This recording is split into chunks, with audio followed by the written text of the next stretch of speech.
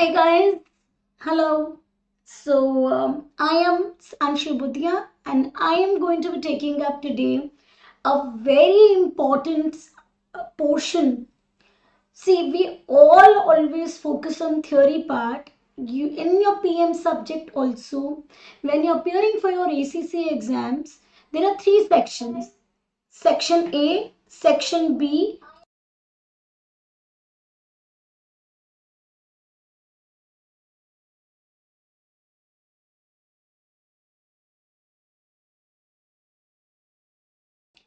Yeah, and Section C. So all the three sections are, of course, taken seriously by the students, but I have generally seen students to be having more focus towards section C because students sometimes they create a notion that section C is the one that will determine whether they are going to be passing the exam or not. But let me tell you guys, section A and section B, on the contrary, they determine, especially in the PM subject, how a student is going to fare in the exam. Because in section C, you have step marks. In section A and B, you don't have step marks. And PM questions in section A and B are trickier than section C. So you need to have good hold of section A and B.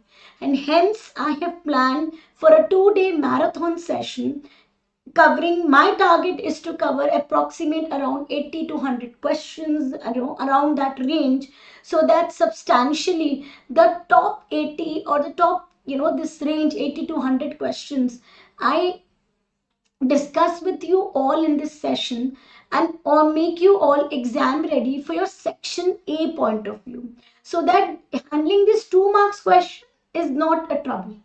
Guys, before I move forward, I want to ask you all, am I clear in my video? Is my audio clear? Just confirm me in the chat box once.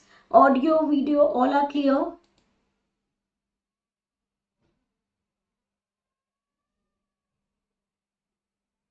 And also, are you all carrying calculator with you? Because let it be a session where you also give me inputs of doing questions. Please comment quickly.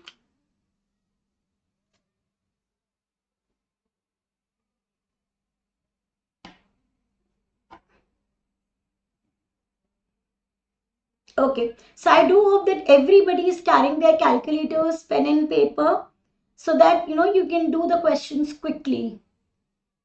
And let me tell you, I have taken the questions from various sources. Let it be your past papers, let it be the study hub, let it be the Kaplan, BPP, and other sources. So my focus is I've read through them, and the question that I found that are relevant for your exams, I picked up those in this question bank, marathon question bank. Okay, so I do hope that everybody is clear. Okay, Aditya has reverted. Fine, Aditya. And others also, please do revert once you join the session that my audio, video are clear. You guys are carrying the pen, paper, and calculator so that we can just begin quickly with the questions.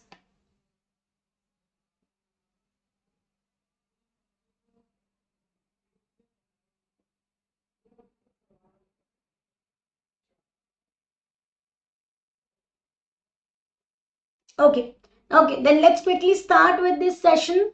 Okay, let me place the first question, guys. I know you guys are as excited as I am to do this marathon. Okay, so let's try this out. Okay. Anyways, I am just putting up the questions. You all are requested to put your answers in the chat box. Timer, I have my timer with me and I have placed it for 2.5 minutes. In the exam for section A, each question don't expect you to be having more than 2.5 minutes. So your time to solve the question should be maximum 2.5 minutes. The trick is that try to save time in your theory questions so that you can utilize them more for your practical questions. Okay, so I think we are good to go. Just type in once. Good to go. Just reply back quickly. Should we begin?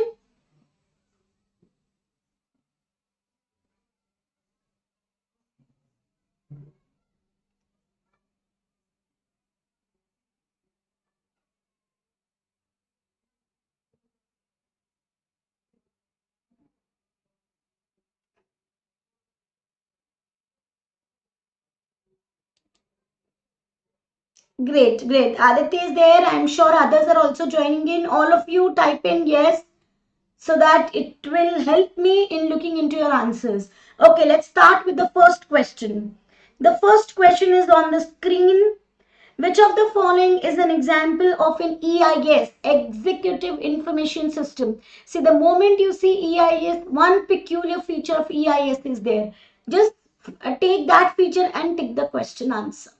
Okay, software to identify customer trends and marketing opportunities, a database management system, a system summarizing sales to assist in identifying trends and hiring new workers, a system providing internal and external information to help senior managers monitor the performance of the entire organization. Which is the correct answer? You have 2.5 minutes. Your timer has started. Answer it.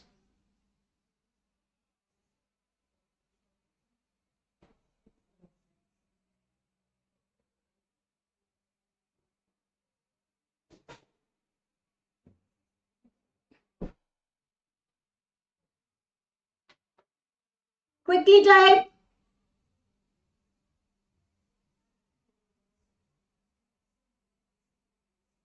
Be quick, be quick. What is the answer? Option A, B, C, D. Absolutely correct, Aditya. Absolutely correct. Okay, now let me give you a hint. How would you know it is D? Executive Information System is the only information system that has got external links. So in this D option, you have external links here. The moment you see this, you know it is Executive Information System. That's the quick tip. Okay, okay, let's go forward to the next one. Others also join in quickly and start answering. The next one.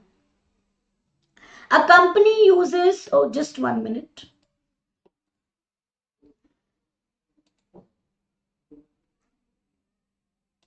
Yeah, let's go to the next one. A company uses ABC costing to calculate the unit cost of its products. The figures for period 3 are as follows.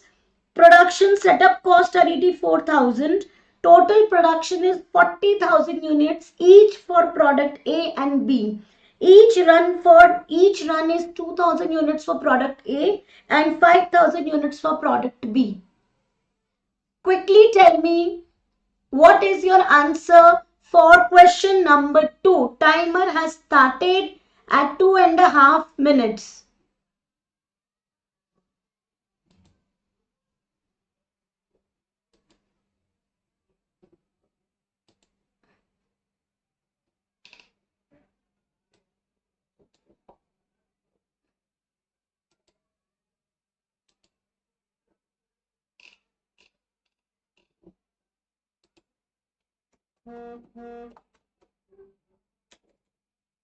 Quickly, hint, first get the cost driver. You have got cost driver as the number of setups. Just calculate that. Then you divide it, get the cost per cost driver, and you have to only get the setup cost for B.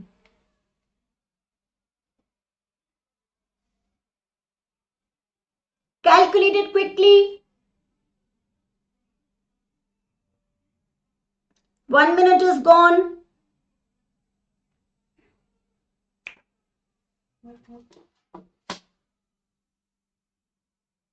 Subarna has given 60,000 is the setup cost for B. Okay. Okay. Subarna, one edit. It is requiring setup cost per unit for B. Quickly give me setup cost per unit.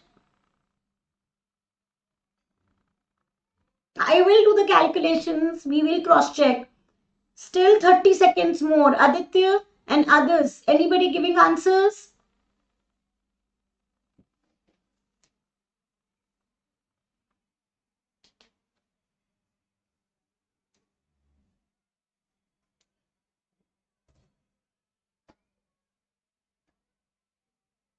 Okay, so let's see how do we solve it. Step 1, whenever you see ABC question, you need two things, cost and cost driver. Cost is with me 84,000, but what is not with me is the cost driver. So please calculate cost driver. How would you do it? A and B, cost driver. Now if you see, it is production setups, and production setup For that, I need production runs, right? It is given here. Each run is for 2000 units for A and 5000 units for B. Total units to be produced by for A is 40,000. Yes, Aditya, my friend, you are correct. Subarna, now look here. So how many setups can be done for product A? 40,000 divided by 2, 20,000. For B, 40,000 divided by 5,000, 8. Oh, I'm sorry. 40,000 divided by 2020 and B 8. No, Subarna, 2.1 is wrong. Let's check how. So can you see? I hope you're following. If anywhere you're not following, type it in the chat box. Okay, 40,000 divided by 2000 units, you have 20 setups for A. 40,000 divided by 5,000 units, you have 8 setups for B. Total setups are 28. So cost per setup will be 84,000 divided by 28. That will be equal to 3,000. Right? 3,000 per setup. Now I need only for B. So total cost for B will be 3,000 into 8, 24,000. Per unit will be divided by 40,000. So that will be 24 divided by 40.6. Are you now clear, Subarna? If you're stuck, tell me quickly because we have to move to the next one now. Done? I hope you knew your error. So in the exam, please don't make a mistake. ABC is going to be there always. Remember, you need for ABC cost and cost driver. Once you calculate it correctly, your answer is going to be correct. Okay, let's move on to the next one. And anyone gets stuck, anyone is not able to understand, please tell me. I will do it again. Okay, I hope, Sabona, you are clear. Let's go to the next one. Very interesting question. Read it carefully. And these questions that I'm taking right now have been taken from the past papers. So that means these have been tested in your earlier exams. Okay. Now let's look at this one. The predicted selling price for a product has been set at 556 per unit. The desired markup on cost is 25%. And the material cost for the product is estimated to be 16, but it is before allowing for additional materials to allow for shrinkage of 20%. What does it mean? That it is before allowing for normal loss. And when you calculate cost, you always take full material cost including normal loss. A hint given from my side. For every 10 kg of material, only 8 kg comes out. So what you have a material cost is in fact representing 80%. You need for 100%. Clear? If labor is the only other cost and 2 hours are needed for labor, what is the most the business can pay per hour if a cost gap is to be avoided? So adopting the target cost approach, tell me what is the maximum labor cost per hour. Quickly start doing the question. You have 2.5 minutes. Do it quickly.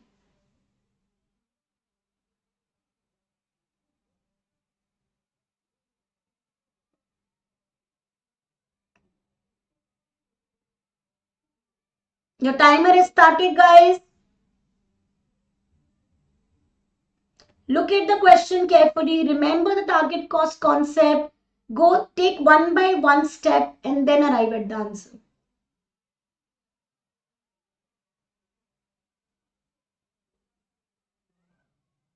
Step 1, calculate target cost. Step 2, reduce material cost, get the labor cost. Then reduce the number of hours and get the cost per hour. Simple steps.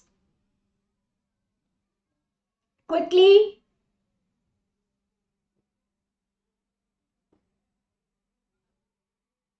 I will also do questions, don't worry, in between.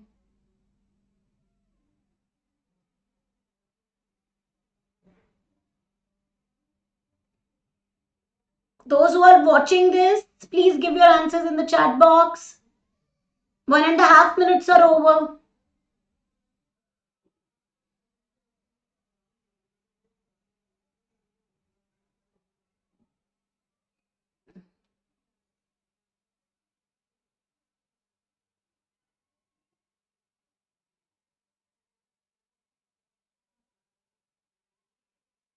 Subarna Aditya answers. 30 seconds more, my friends.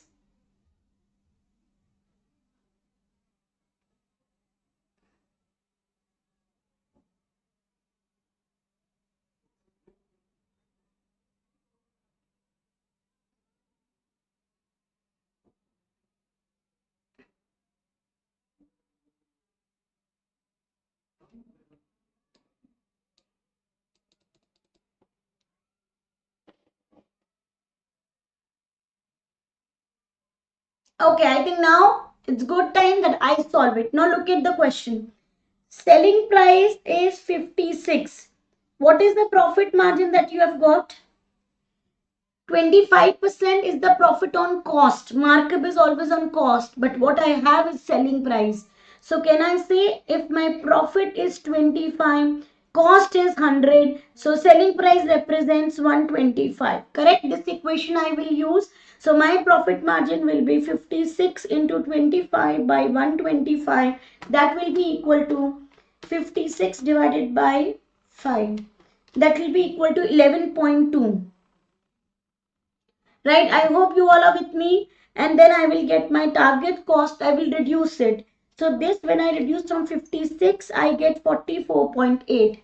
Now I need to reduce my material cost, because target cost here has only two components, material and labor, as no other component is given to you, right? So let me first reduce material cost.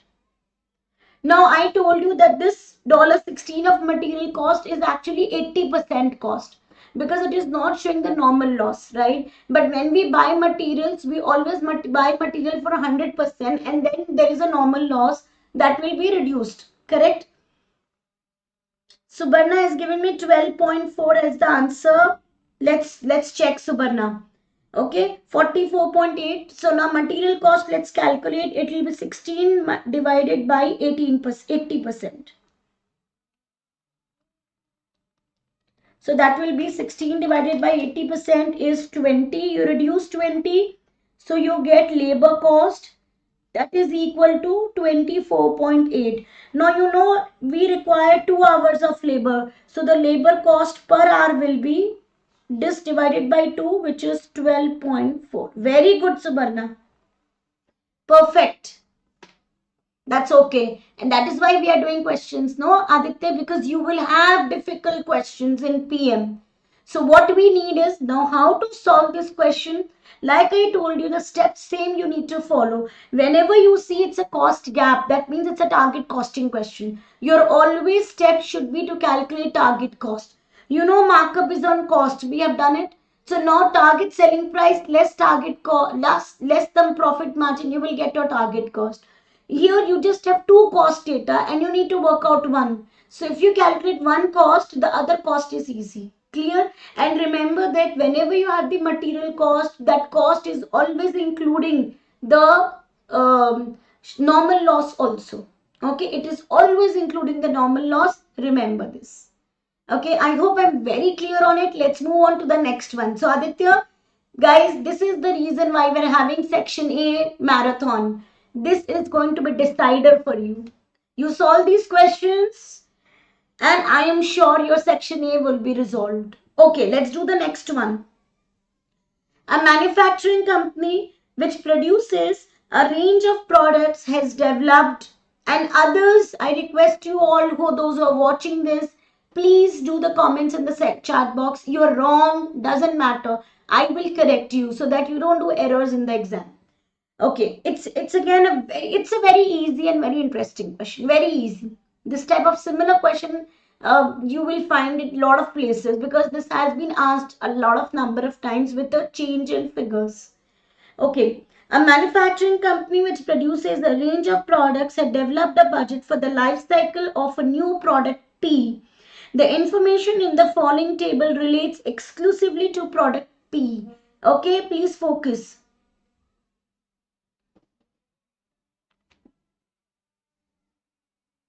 Okay, just 1 minute, guys. Am I audible? I'm sorry. I just.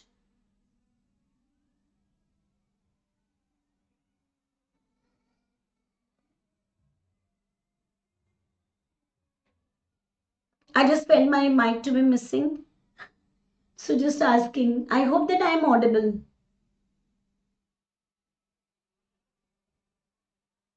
Just confirm me once before I proceed forward.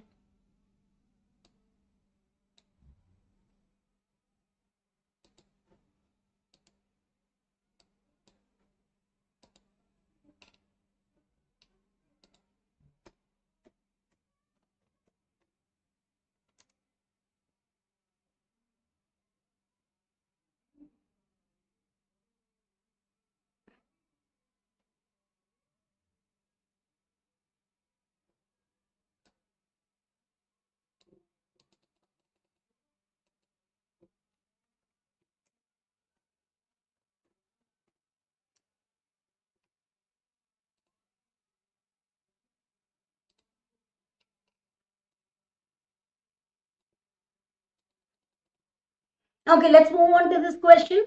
A manufacturing company which produces a range of products. Thank you.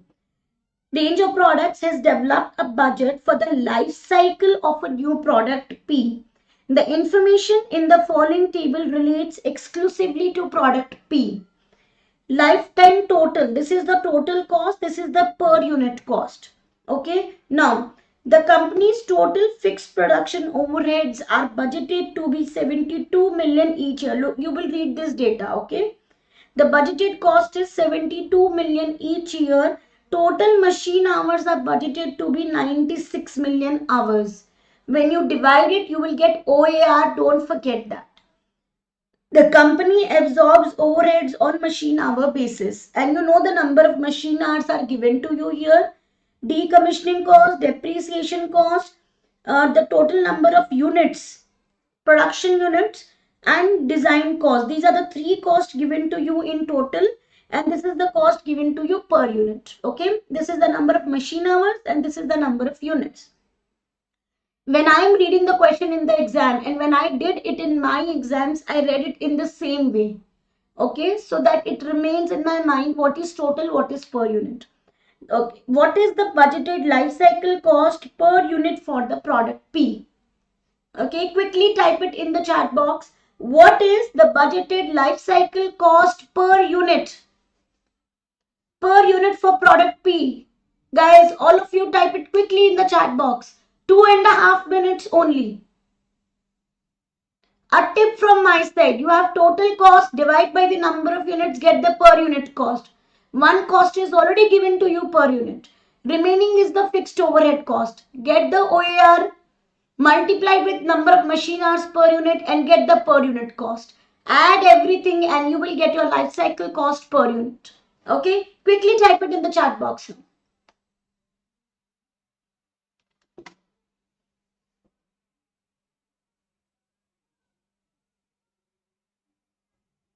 And give me the correct option. Option A, option B, option C, option D.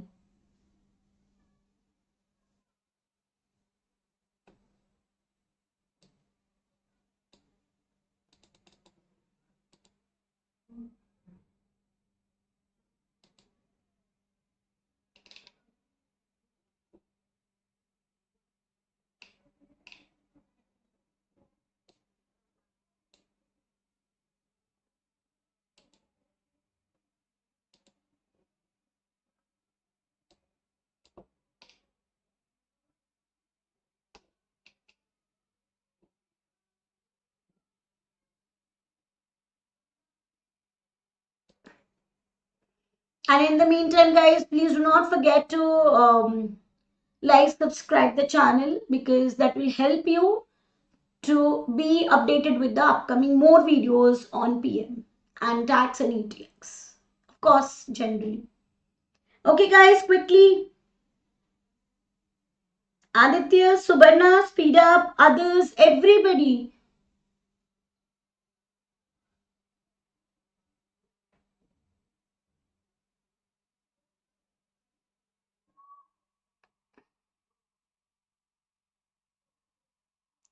Subarna has given C option. Very quick, Subarna.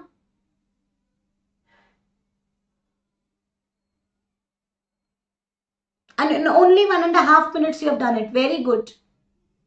Everybody give your answers.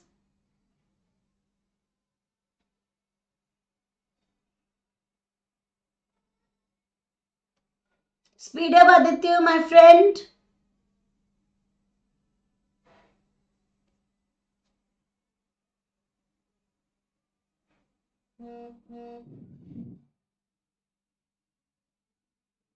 Absolutely correct. All of you, both of you are correct. Very good. 27.4 is the correct answer. How you did it? So this is my total cost. Divide by the number of units. This is per unit cost. Overhead cost, you just have to take OAR multiplied by the number of hours. You get it per unit. Add everything, you get your life cycle cost. Clear? Easy. So no need to get the total and then take per unit, because that becomes very clumsy. Get the per unit approach. Okay, let's go to the next one. Okay, but just one thing I want to update all of you. You will get, I will be sharing the link in the comment section to get access to this question bank that I specially curated. But you will get this not today but tomorrow. Tomorrow, once we have the second session of this section A done, only then you will get the question bank. Okay. Okay, now let's look at the next one. This, I think even I can do it. Let's discuss this. Which one of the below statements is not true of throughput accounting? Let's take it one by one. We have to select the one which is not true. Number one, throughput accounting considers that the only variable cost in the short run are material and components. No, it doesn't consider components. It considers that the only option, no, I'm sorry. Yes, material and components will be correct. Yes, so this is correct, but it says that is not true. So therefore, we will not take it because it is correct. Throughput accounting considers that time at a bottleneck resource has value, not elsewhere. Absolutely correct. What is important is bottleneck resource time. So this is also correct statement about throughput.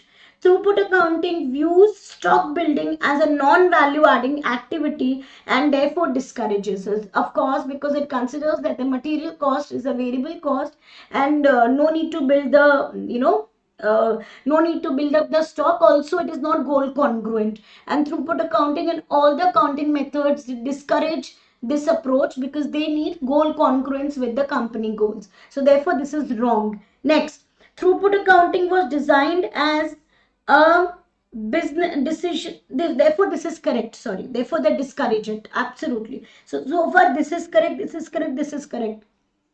By default, this is wrong. So this is my correct option. But let's see why. Even I'm reading it. Throughput accounting was designed as a decision-making tool. This sentence, I don't need to read further. This is wrong. Throughput accounting is never a decision-making tool. Okay, it is not something with which you can, with which you can just directly take the decisions. It is a tool that helps the managers to evaluate and then take decisions. So it is more of a performance measurement tool rather than a decision making tool. Got it? So this word was wrong, hence this is correct option. This is not a true, it is not true about throughput accounting, because throughput accounting is never a decision making tool. Clear? This term only made the difference. Let's go to the next one. UU company has been asked to quote for a special contract. The following information about the material has been given. Correct. Now again, I am doing this question. Next one you will do. Material X, original cost is 5, scrap value is 0.5, replacement cost is 5.5. So I think it's on relevant costing now, right? The contract requires 10 kg of material X. There are 250 kgs of material in inventory which was purchased in error. Error means they don't need it any longer. Over 2 years ago. If material X is modified, it is going to cost the company 2 per kg. If it could then be used as a substitute for material Y, which is in regular use and currently costs 6 per kg. That means if we substitute material X, then the entity will save a lot of money, because then it doesn't need to buy material Y. It only needs to modify it at 2 per kg, and it will enjoy a saving of 6 per kg. Now what is the relevant cost? Pretty easy. 6 minus 2, because 0.5 scrap value is very low. So the relevant cost is this. They would better substitute it for Y and have a saving for the entity at 4 per kg multiplied by they require 10 per kg. So 40 kg is the relevant cost. $40 is the relevant cost, right? It is the saving that the entity is enjoying. So the answer is B. I hope everybody is with me. Let's move on to the next one. You have questions and doubts, feel free to put it in the chat box. I will take it. Okay, let's go to the next one. Very interesting question. But I want you all to give it a try. So Subarna, Aditya and others, you have to give this a try. Very interesting question. The management accountant of Carroll Company has calculated firm's break-even point from the following data. Selling price, variable cost per unit, hint, reduce it and get a contribution of 12 per unit. Fixed cost is given to you. It is now expected that the product selling price and variable cost will increase by 8% and 5.2% respectively. By how much will Caroline's break-even point for the next year change as a result of these changes? As a result of change in the selling price and variable cost, pretty easy, right? Do the calculation of revised break-even point, get the difference and give me the percentage. 2.5 minutes, but I think you can solve it in 1 minute on calculator. So do it quickly on the calculator and give me the answer in the chat box. What will be the result of these changes?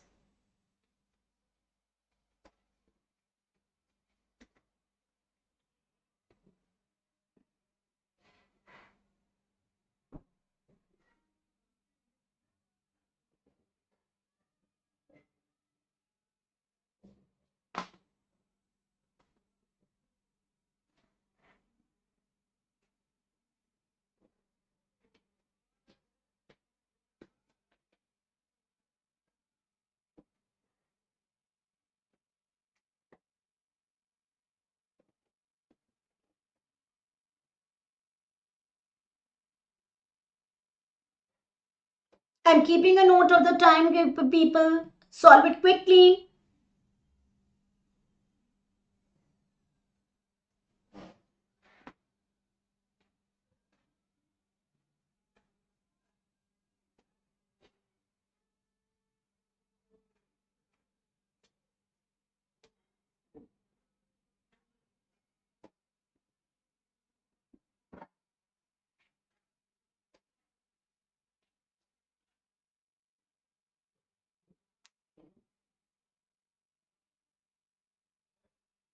Subarna has given D. Aditya also D. Absolutely correct. Great. Very good. And let me tell you, you have taken only 1 minute and 40 seconds. Very good. Perfect. Good speed. Okay, let's go to the next one. Question number 8. An organization has the following contribution function. This also you can do. So try this also. Okay, contribution is 5x plus 10y is the function given to you, linear programming. X is the number of units for product X and Y is the number of units for product Y. A graph is identified that the optimal production plan will exist when at the intersection of these two constraints. There is a maximum demand of 12,000 for each product. What is the number of units per product Y to be produced in order to maximize contribution? I think 30 seconds question. 30 seconds. Do it quickly.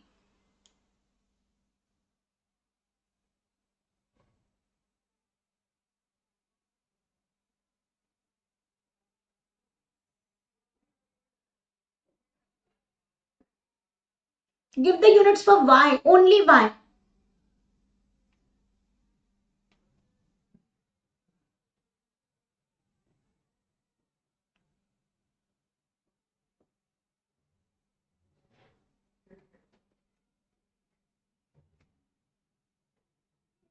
Yes, Aditya, correct, it was.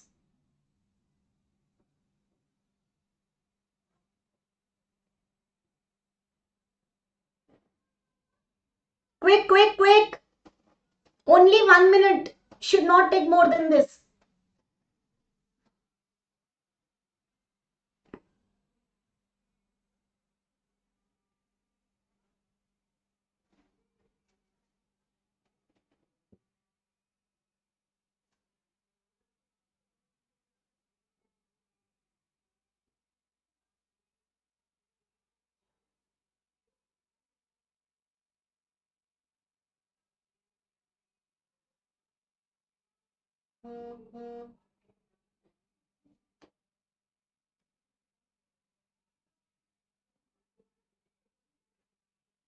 Subarna has given me 8,000 units. Aditya, speed up. It is the correct answer, Subarna. Very good. Fantastic. Very good. Aditya, are you getting 8,000?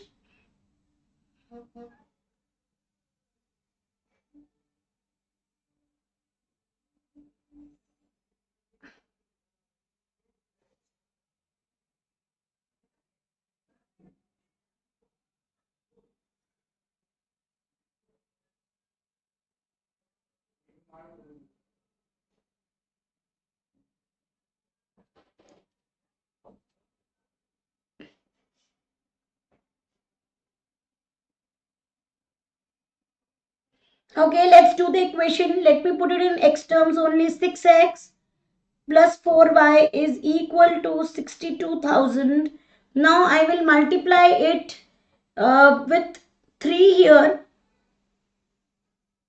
Yeah, so that I find this equal. I can create the next equation and cancel out x. So 3 multiplied by 2 is 6x plus 3 multiplied by 5 is 15y is equal to 3 multiplied by 50,000 is 150,000. Now I reduce it and I cancel out x. So I am left with 11y is equal to 150 less 62, 88,000. So y is equal to 8,000. Done. 30 seconds. Aditya, I hope you are with me. So answer is y 8,000. Okay. I hope you understood also how to parallelly solve the equation also. In case you had doubts. Okay, let's move on to the next one. This I'm solving it. Look at my screen. The demand for product S is 50,000 units and the current price is 1,000 units. Okay. Market research has determined that there is a linear relationship between price and demand, and that can be calculated using the following functions. P is equal to 1500 less 0.01 Q, that means A is 1500 and B is minus 0.01. Remember it is in the equation A minus BQ.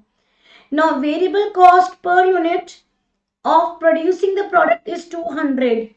Fixed cost is 20 million. What is the maximum total profit for the product? That means what I have to calculate here, the profit maximizing price. And where is the profit maximizing price? Where MR is equal to MC. Remember? So equate it. Make MR is equal to MC. MR is A minus 2BQ. So I will take here 1500 minus 0.02 Q.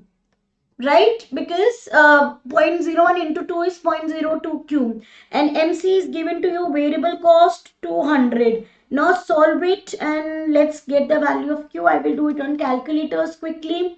So I will take here, it will be 1300 divided by 0.02, 1300 divided by 0.02 and my Q is 65,000. Now you know your Q is 65,000. Put it in the P equation and get the P. Profit maximizing price. P is 1500 less 0.01 multiplied by 65,000 and you will get here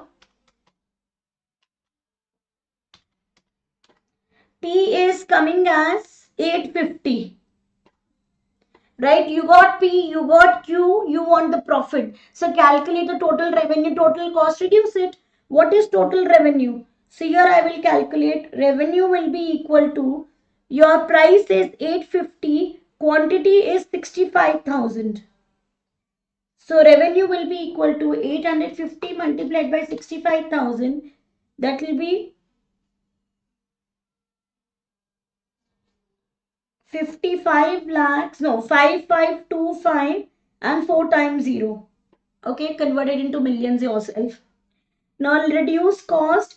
Here I have two cost, variable cost and fixed cost. Variable cost is 200 multiplied by units, which is 65,000. So I will get variable cost of 1300, 3 times 0 and 3 times 0, right? And then I will reduce fixed cost, which is given here 20 million. So 20 million means 200. Yes. Okay, now we reduce it and we get our profit. So please reduce 55 25 0000 less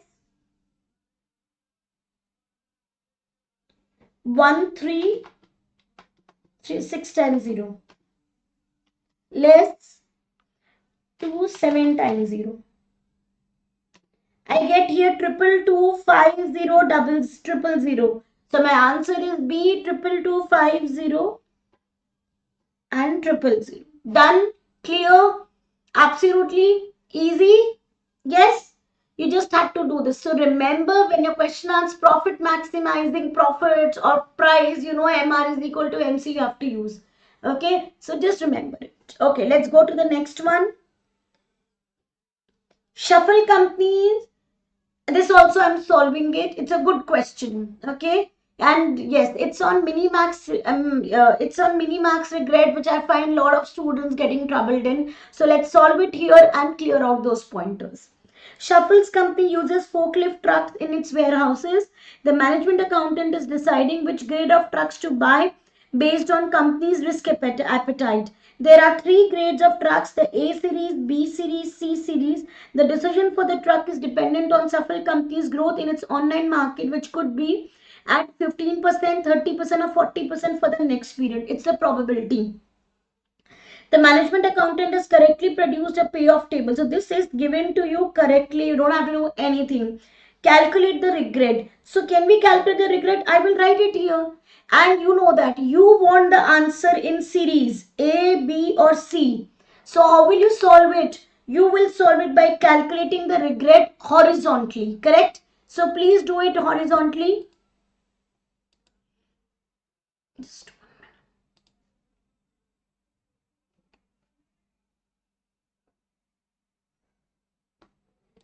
okay, let's do it horizontally. So this is my regret I'm writing here. Now, if we go for the best alternative, we'll go with 3600. So here we don't have any regret. Here we have a regret of 36 minus 18. 18 only. 1800 is the regret. Here the regret is 1200. Here if I go with the best option, I'll go with 4500. So the regret here is 45 minus 19, which is 28. 2800. Here my regret is 45 less 14 to be 3100. Correct? Here if we go for the best alternative, I'll go for 4900, the maximum payoff that we are getting. Right? Maximum payoff. So the regret of not going with the maximum payoff here is 49 minus 28, which is 2100. Then 49 minus 39, which is 10. 1000. Done? Next step is always to get what? Always read it right to left if you forget. Right is maximum regret. So in every option of A series, B series, C series, select the maximum regret. Here the maximum regret is 3100. Here it is 2800 and here it is 1000. Out of that maximum regret, now go for the minimum option. The one which is minimum. Minimum is 1000. So we will go ahead with C series. Answer is C series. I hope it's a revision for all those who get stuck in the mini-max regret rule. Simple, keep it always easiest. Okay, if you have confusions, you're free to ask me in the chat box. Go for the next one. Question number 11th. Okay, it's a very interesting question, a theory one which I want you to answer. So look at my screen and answer it quickly, all of you. Which of the following statements is true regarding different types of budgets? A flexible budget can be used to control operational efficiency. Incremental budgeting can be defined as a system of budgetary planning and control that measures the additional cost that are incurred when there are unplanned extra units of activity. Just read every definition and check whether you really think it is correct. Rolling budgets, they review and if necessary, they revise the budgets for the next quarter to ensure that the budgets remain relevant for the remainder of the accounting period. Please answer which is your correct answer. 1 and 3, 2 and 3, 3 only and 1 only. Read it again. Theory questions you will definitely get, right? There is only one word or one point which is wrong. Identify that in that line. Okay? And then your answer is correct. So just look, read the portion again and then just give me the answer.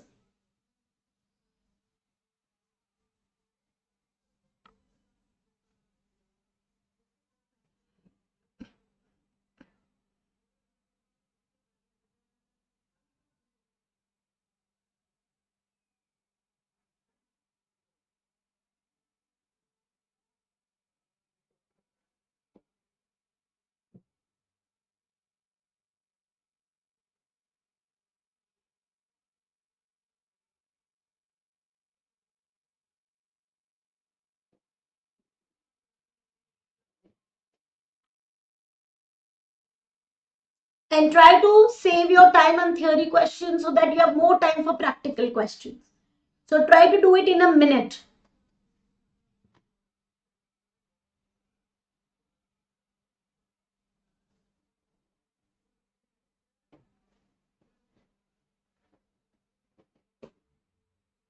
Aditya is giving me 2 and 3 is the correct option. Okay.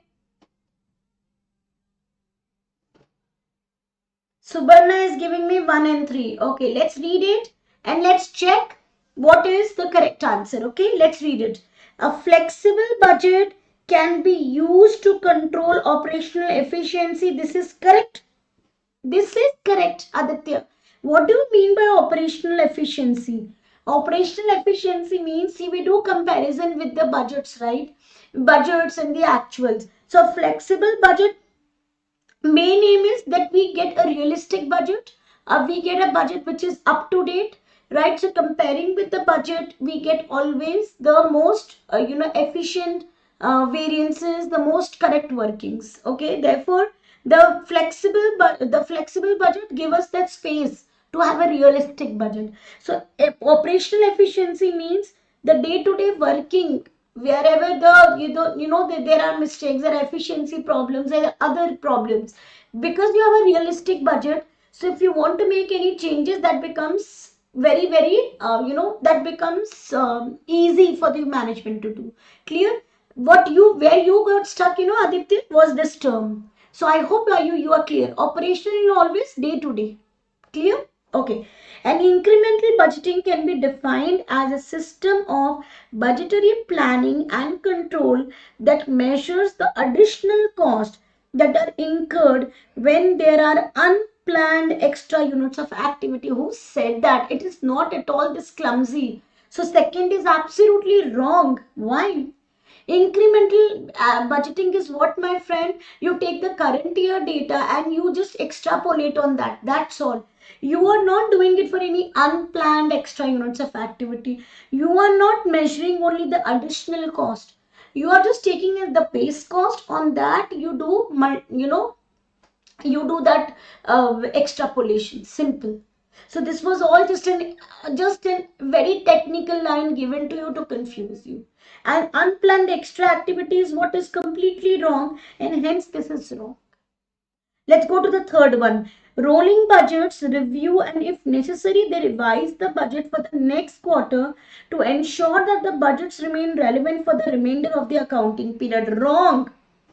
What is missing here? What you guys thought that it is given rolling budget is that it revises the budget for the next quarter. Absolutely correct. But there is nowhere written once one quarter is ended, only then it can add on the other quarter, right? because this says that the budgets remain relevant for the remainder of the accounting period. So this cannot take place, right? My remainder accounting period is 3 quarters and then I add one more quarter. We cannot have 5 quarters. Got it? So this question never mentioned that one quarter ends only then it will add one more quarter. Half information is given you. Hence it is incorrect. Got it? Stick to your definition, and if you find problems in the definition in any statements, mark it wrong. Simple. Okay, so therefore this is also wrong. So answer is not A, not B, but D. Okay, let's have next one. That's okay. That is why we are doing the exercise to tell you how to read a question. Okay, let's do the next one. It is on learning curve. B is given to you. So guys, let me work it out for you, okay? I have my calculator with me, both the calculators, so I think I can work it out quickly. Also, if you need to know how to use scientific calculator in the exam, because only for learning curve you need scientific calculator. I have already uploaded a video on my YouTube where I've in the shorts where I've explained you how to use on-screen scientific calculator to calculate log, to calculate the values. Okay, so that you're not then even if you don't carry the scientific calculator in the exam, that's completely okay because you just need for one working. Okay, like I never took scientific calculator for my exam because I solved it with on-screen calculator.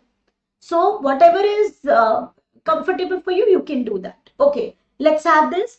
Now, Kim Companies recently developed a new product. The nature of Kim Company's work is repetitive. That means learning curve is going to be there, and it's usual for there to be an 80% learning effect when a new product is developed. However, I don't need this percentage because B is already calculated. The time taken for the first unit is 22 minutes. For this question, you can use the value of B as negative 0.3219.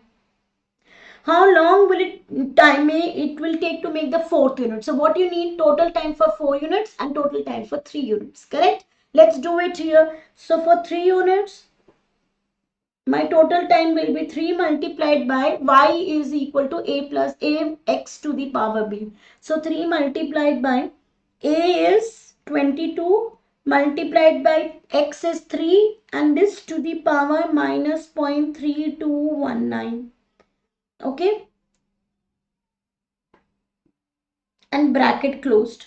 Let's find out the value here. So 3 multiplied by, I will do it here, 22 multiplied by 3 and to the power negative 0.321. Wait. Yeah, so I get here 15.45. Okay, so I will multiply it and I get here 46.35 minutes as the total time.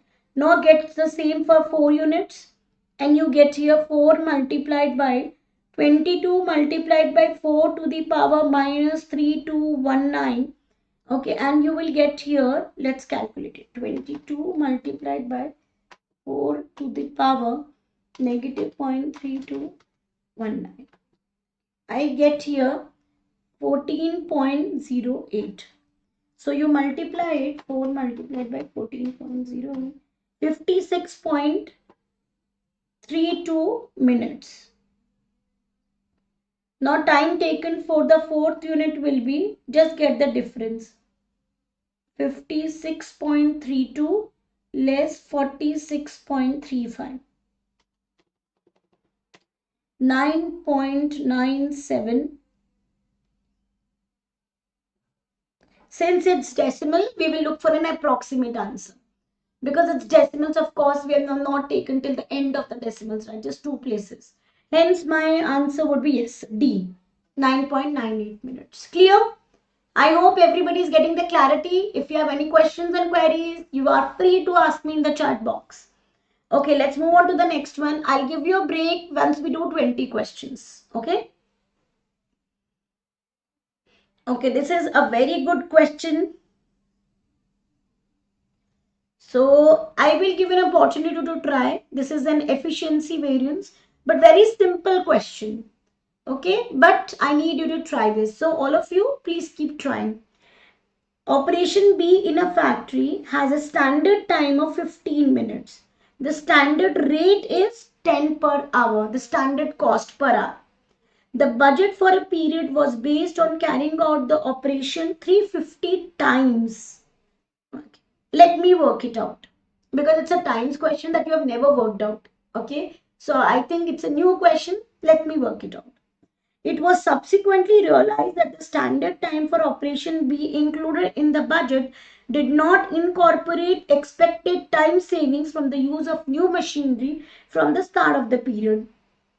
Okay, so the standard time should have been reduced to 12 minutes. This is the revised time. Operation B was actually carried out 370 times in the period and total of 80 hours. Operatives are paid 850 actual, but I don't need because I would multiply it with standard cost per hour. Clear? Now, the operational labor efficiency variance was, let's calculate. How do you calculate operational labor efficiency variance? Labor efficiency variance operational.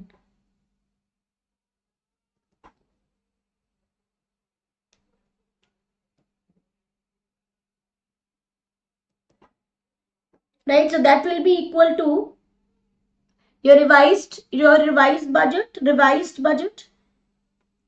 less actuals multiplied by standard rate per hour. Right? What is a revised 12 minutes? If I convert it into hours, I will get 12 by 60.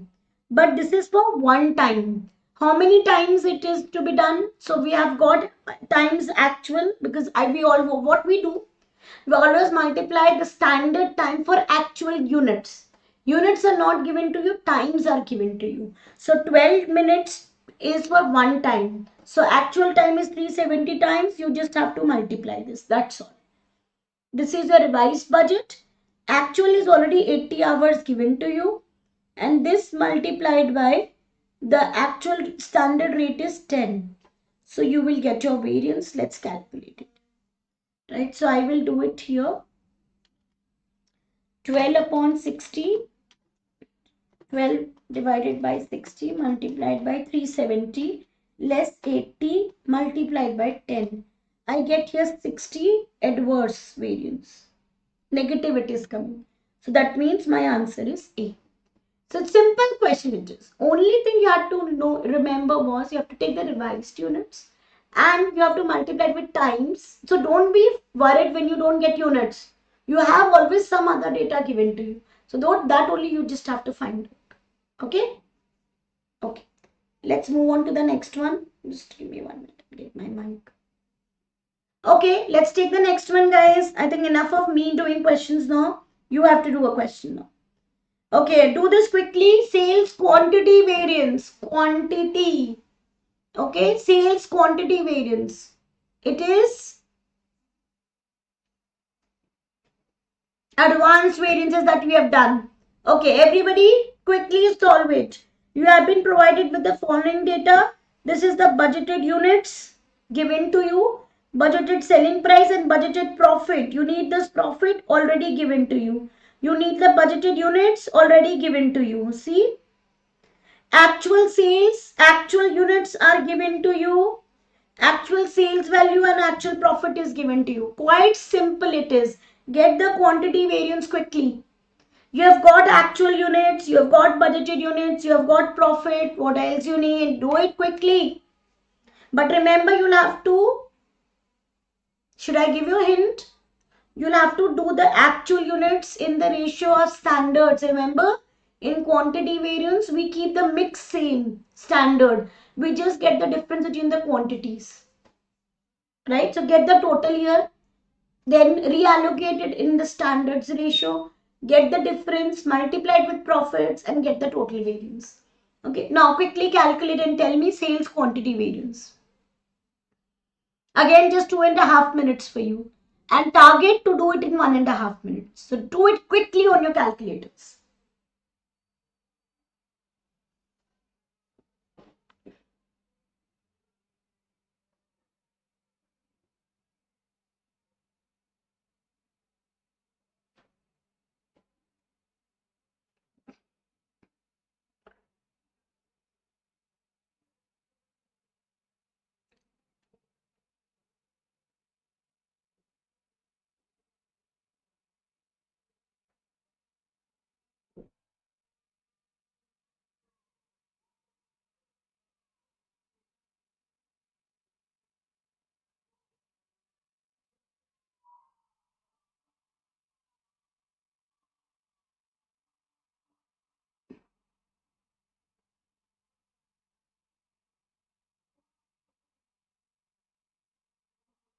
Quickly type it in the chat box.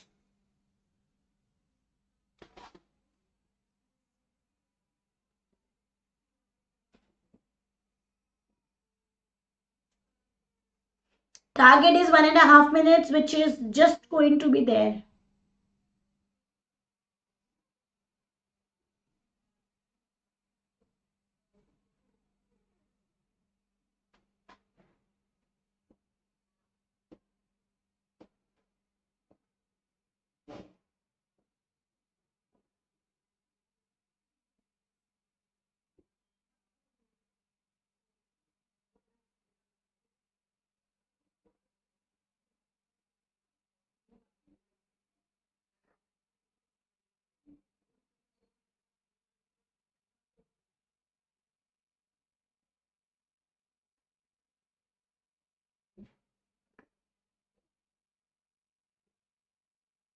Quickly do it. 2 minutes is going to be over.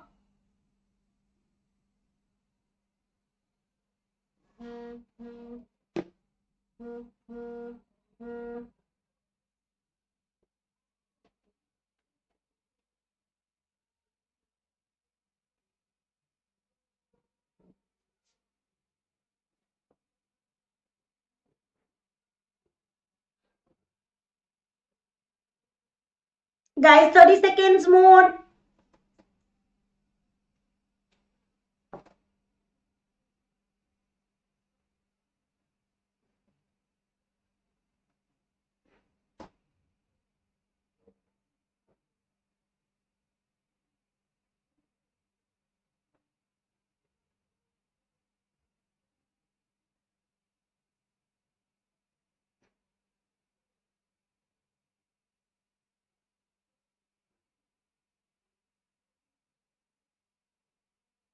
Aditya Subarna.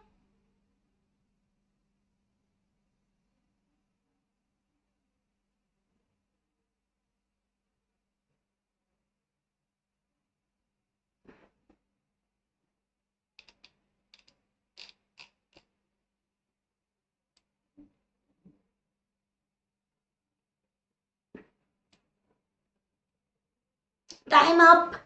Okay, so let me solve it. It was an easy question. Look at my screen.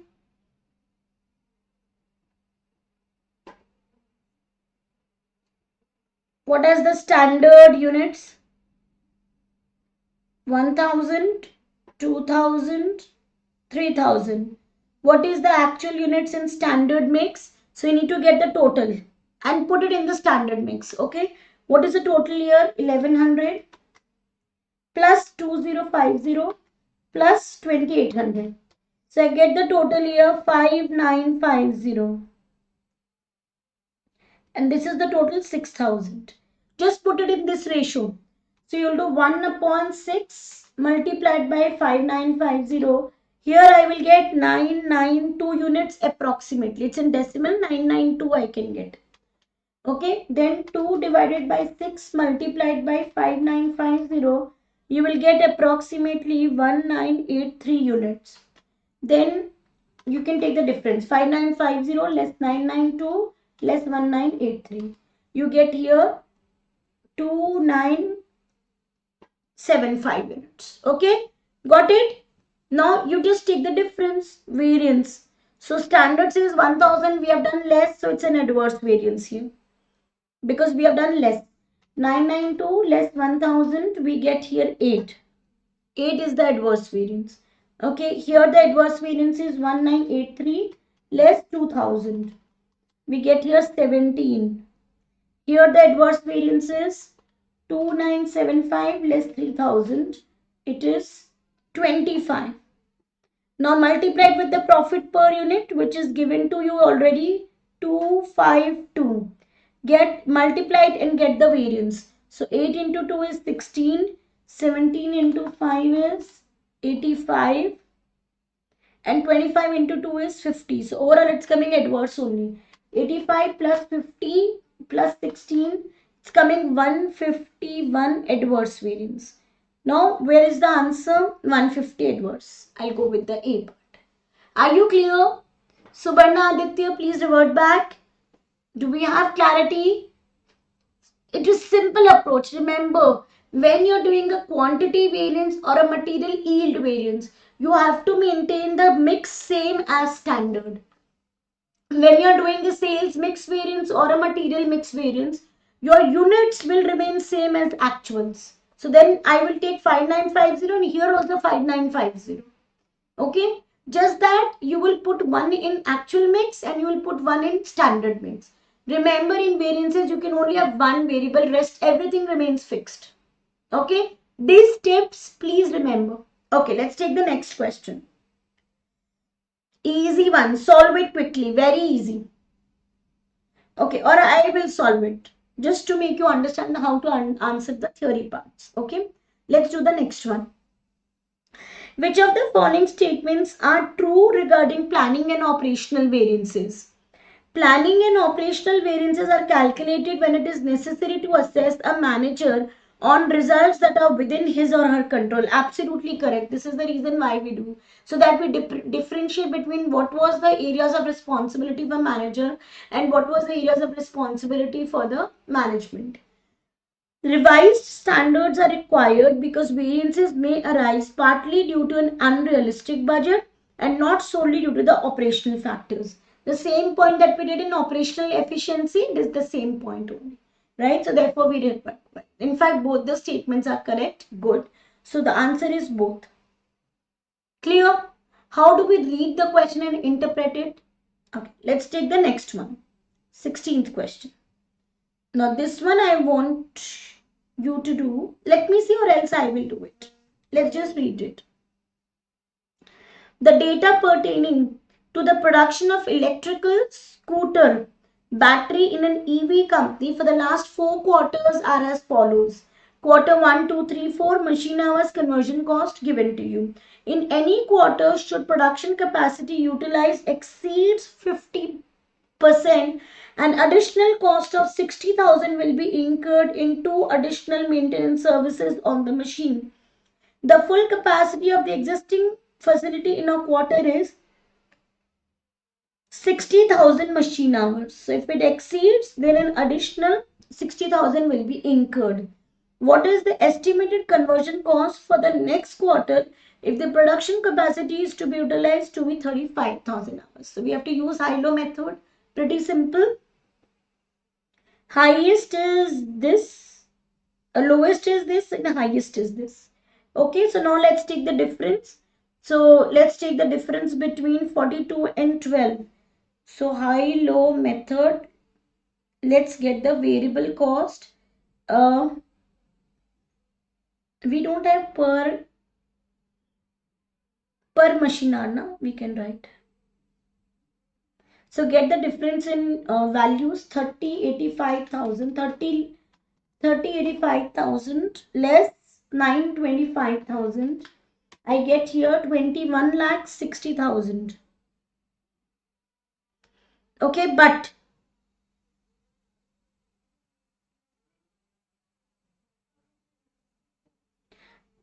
which 60,000 will be incurred for 2 additional maintenance services on the machine. The full capacity of the quarter is 60,000. If the capacity utilized exceeds 50%, see here 50% is 30,000 machine hours. If you look here, in this case, capacity utilized has exceeded 50%. Now, I cannot do the comparison of two levels where one is below 50% and the other is above 50%. It will give me a difference always with the 30,000, with the 60,000 effect. Right? Because in one cost we will have 60,000, but in the other cost we don't have fixed 60,000. So to make it equal, either we increase 60,000 for 12,000 hours, or we reduce 60,000 from 42,000 hours, so that we make the two sides at the same base, no difference. So in any case, now you know, when I calculate it, I will take here 30,85,000 less 9,25,000 and less 60,000. I will remove 60,000 from here, so that now we are at the same base, right? Not, it is not that one conversion cost includes 60,000 and the other conversion cost does not include 60,000. So in order to make it equal, remove 60,000 from there and get the conversion cost at the same base. Clear? Now you divide it by 42,000 less 12,000. So I get here 21 lakhs, that is 2100,000 divided by 30,000. So what is my variable cost per machine hour? 21. It is coming as 70 per machine hour. Now you got variable cost, now get the fixed cost. Fixed conversion cost will be, let's say I put it in this 12,000 equation, right? So it will be 9,25,000 less 12,000 multiplied by 70. And I get here 912,000 multiplied by 70 less 9,25,000. I get the fixed cost as 85,000. Okay, now you got fixed cost, now you got variable cost, but look at this. I mean, it is the googly is still not over, which means what? If you observe here, we need to calculate the cost for 35,000 machine hours. So you know that you have to add the fixed cost of 60,000 also here. So don't forget that. Okay. Now for 35,000, so conversion cost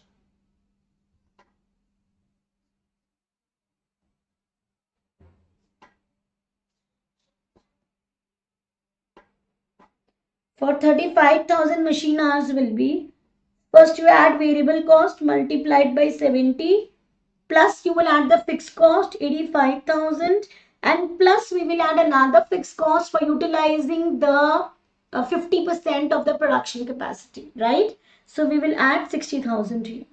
Now you get your answer. So you get 35,000 multiplied by 70 plus 85,000 and plus 60,000. I get here 2595,000. Right? I hope you all are clear. Wonderful. Great. Okay, now let's go further and let's do the next one. So we've done 16th also.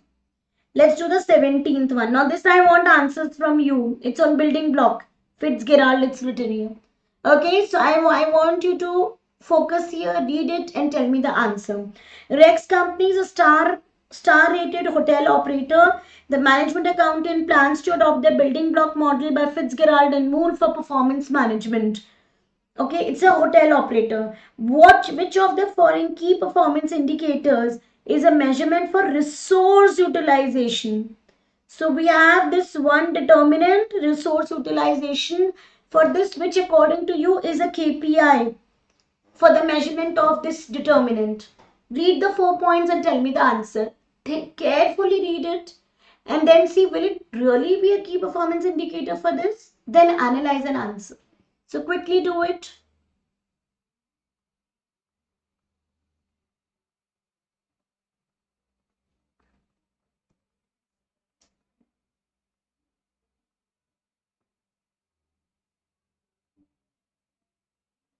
It's from the point of view of resource utilization. So first you have to identify which of these points really talk about resources, and then you will answer. And this is from a hotel point of view.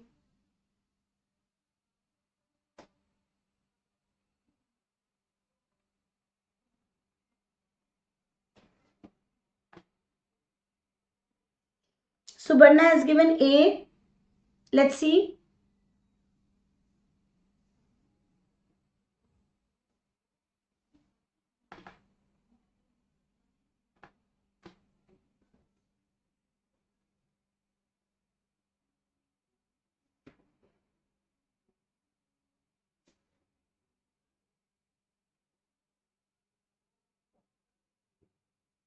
What is your answer, Aditya?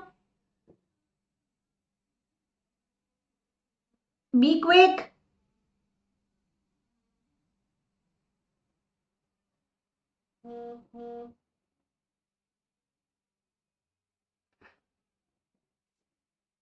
15 seconds more.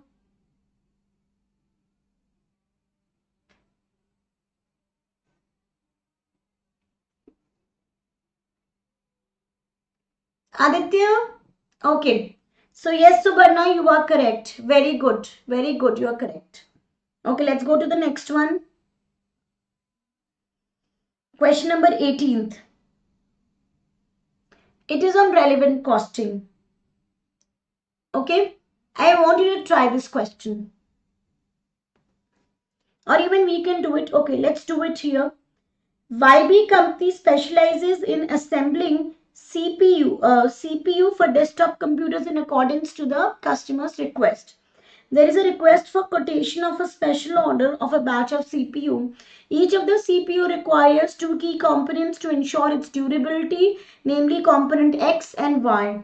All component X required are available in stock with original purchases costing 5,000. Original purchases are sunk cost, not to be considered. The resale valued any time is 1,500, while the current purchase price for the component is 6,200 in total. Component X is often used in many other orders by the customer. Tell me, Subarna, quickly. If this component is regularly used by customers, what is our relevant cost? Just tell me for component X quickly.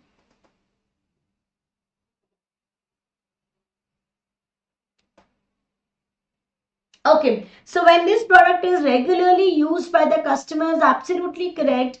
The relevant cost will be the current resale price, which is 6,200 in total. So 6,200 will be the relevant cost for material X, with the reason that it is regularly used for other products as well. Okay. Now the next one. As for component Y, such component contains some chemical that may cause allergic issues if not properly handled. It is not commonly requested in most customer orders. Part of the component Y required are available in the stock from the leftover with an original cost of 4,800. Again, not relevant. The disposal of such component is expected with a handling cost of 2,000. So it's a disposal cost. And of course, when it is not used in many other orders, what is the relevant cost for us? The scrap value. The remaining component Y that may be purchased with a cost of 5,600.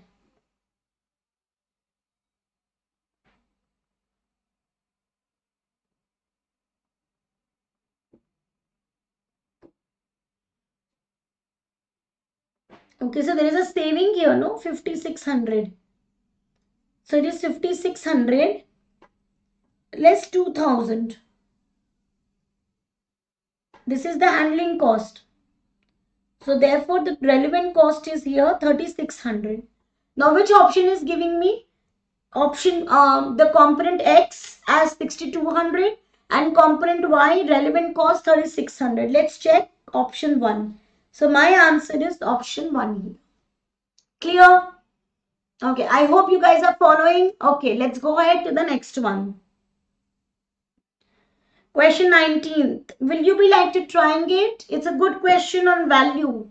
The three values of value, the value that we've studied of value of money, three E's on the same point. So just give it a try, Subarna and Aditya. Indicate by clicking on the relevant boxes in the table below what is the performance that is measured by the following key performance indicators. What is the performance that is measured by the key performance indicator that is currently adopted by a government hospital? So if I talk about patient to doctor ratio, is it efficiency or effectiveness? Also efficiency or economy? If I talk about readmission rate of the patient, efficiency or effectiveness? Remember the input output ratio, and for effectiveness we look into output only, whether the targeted output is achieved or not. So just according to it, please answer which is the first one, which is the second one. Quickly type it in the chat box. I give you 30 seconds. Should not take more than this. Okay, type your answers in the chat box quickly.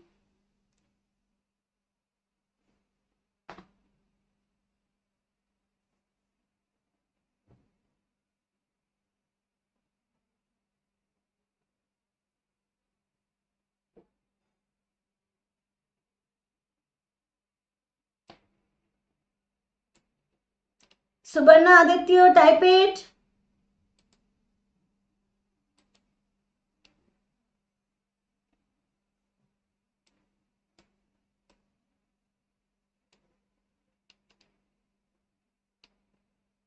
Okay, Subarna has given the first one is economy. Aditya, what do you think?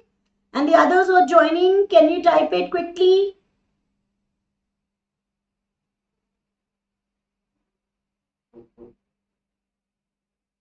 Okay, so Barna has given the first one is economy and the second one is efficiency. Aditya, what's your answer?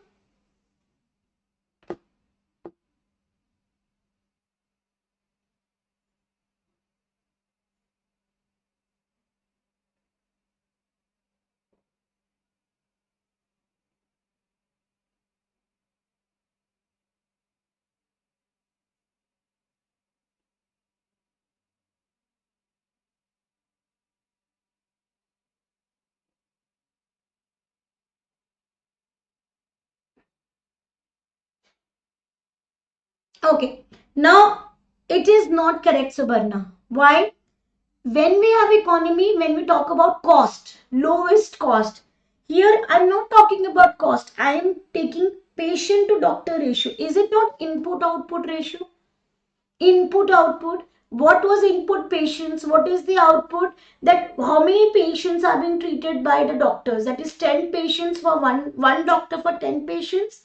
It is input output ratio, hence efficiency. Don't we see the labor efficiency like this, that labor is working 10 hours in a day, what is the output that is generating? I like that. If the doctor is looking after 10 patients in a day, what is his output? How many patients is able to serve, how many patients is able to treat, right? So therefore efficiency is the correct option, economy is wrong.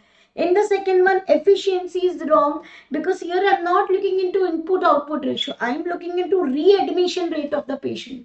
What is readmission rate? See, what is for a hospital, what is a targeted output, that the patient should visit them again and again and again and do not go to the new hospital, correct? So when a patient is getting readmitted, what does it mean? That they have achieved their targeted output. This is effectiveness, the patients are trusting the hospital, so they are getting readmitted again, here only, not anywhere else. Got it? So therefore it is effectiveness and not efficiency.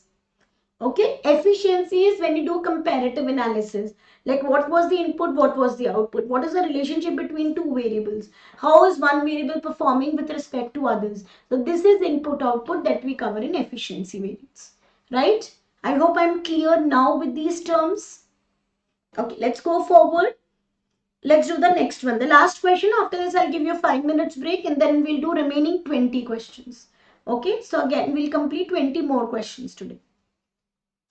Which of the following information systems will enable a more efficient flow of information, like procurement, like human resource, like production, finance, and other, across all departments and functions in a multinational food processing company? I think it is very clear answer.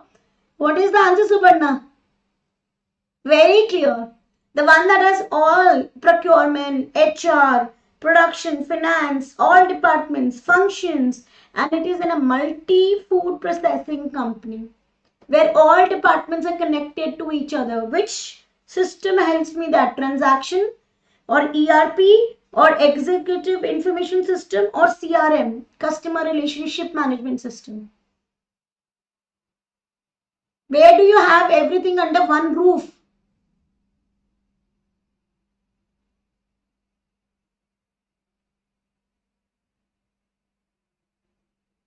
Yes, ERP system. What is ERP? Everything under one roof. Clear?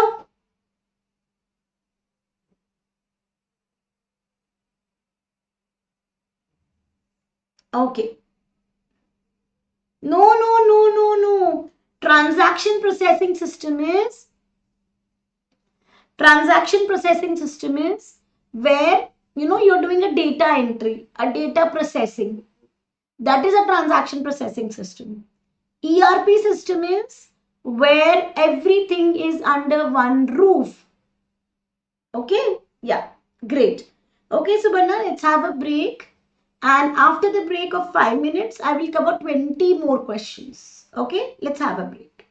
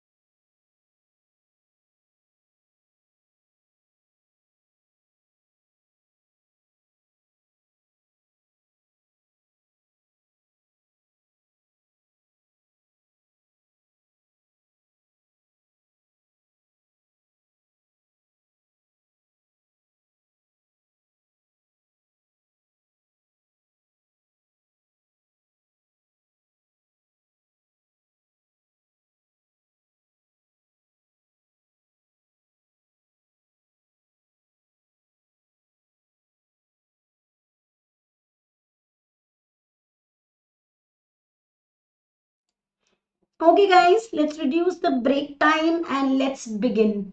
So we have completed 20 questions. Now let's do 20 questions more and you will get a bonanza of 10 questions in this question bank. Of course, you will get a question bank of 100 questions for your, it's kind of a top 100 questions.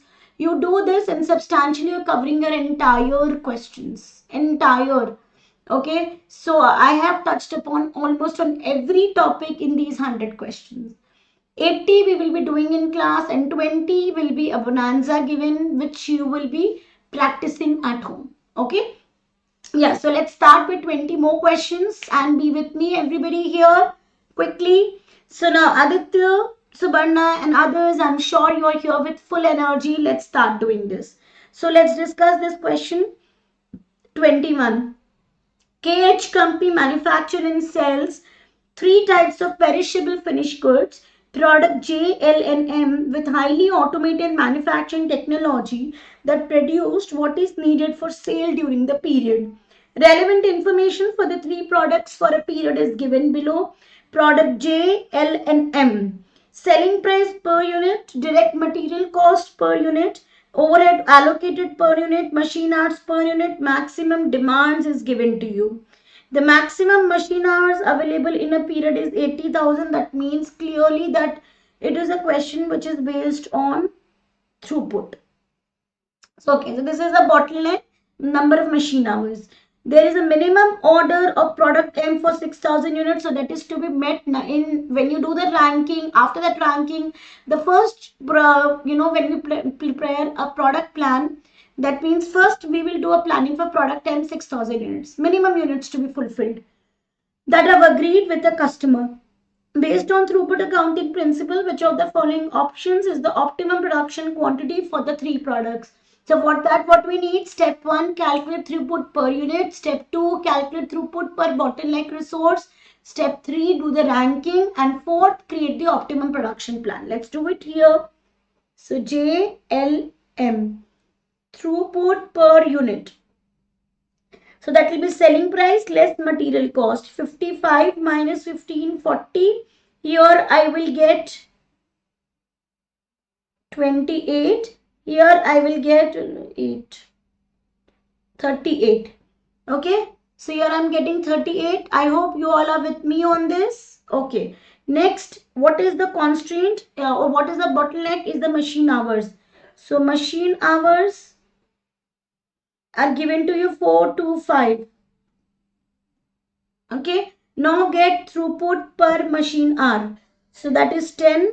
Here it is 14 and 38 divided by 5 is 7.6. Now we have got throughput per machine hour. So do the ranking.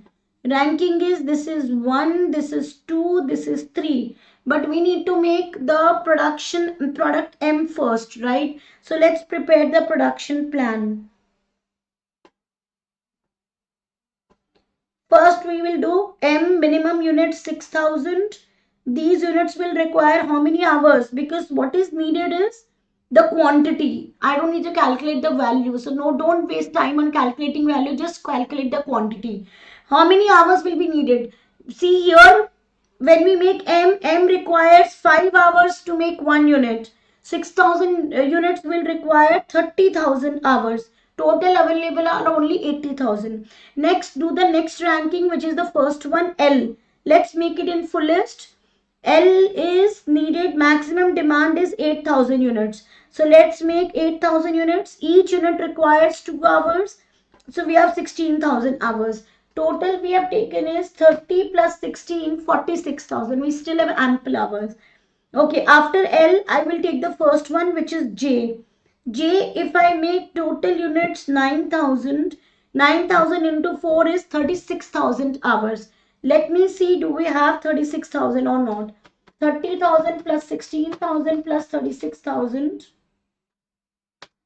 gives me 82,000, but we just have 80,000. So go back reverse. 80,000 divided by 1 hour requires for product J 4 hours.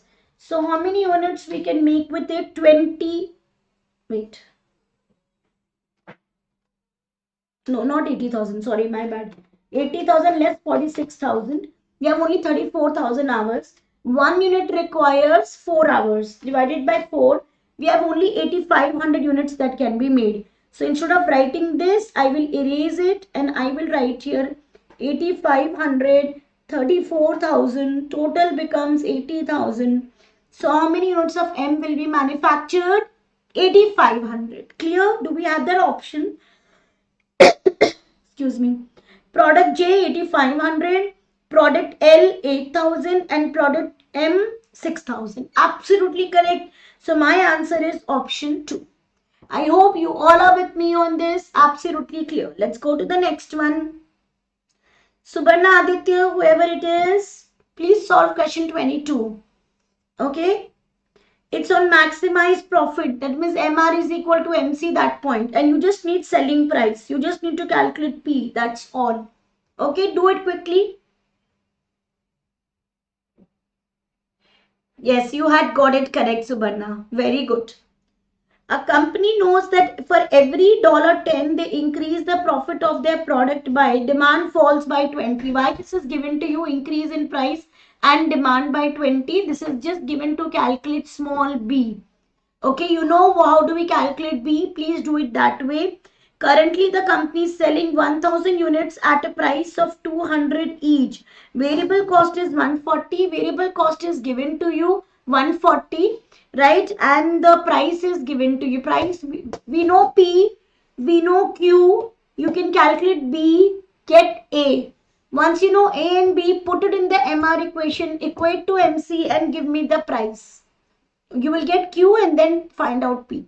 I give you 2 minutes, try to work it out, otherwise I'll do it. Try to work it out.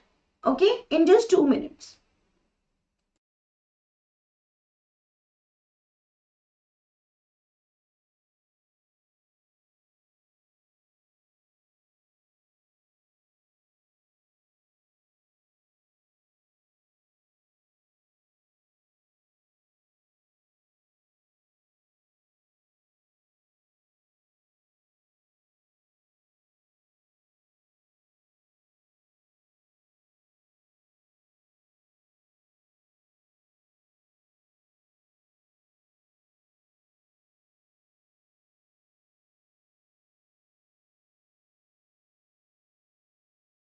Answer. Try to solve it. Aditya, Subarna and others. You just have to get P. Step 1, calculate B. How do we calculate B? Change in price by change in quantity. 10 upon 20. Your B is 0.5. You know P, you know Q, get A. Once you have A and B, create the MR equation. Equate it to MC and get the value of Q. Put it in the price demand equation and get the value of P. Okay, work it out quickly. Take 2 minutes, but comfortably do it in 2 minutes.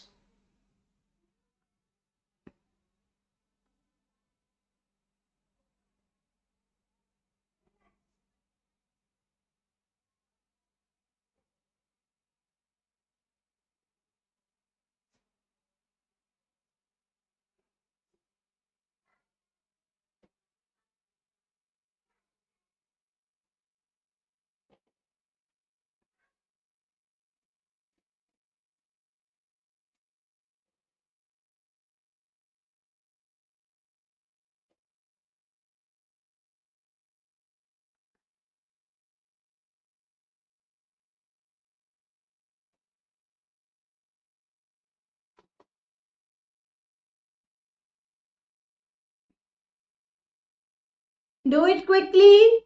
Guys, 1.5 minutes only left. Subarna, speed up. Aditya, speed up.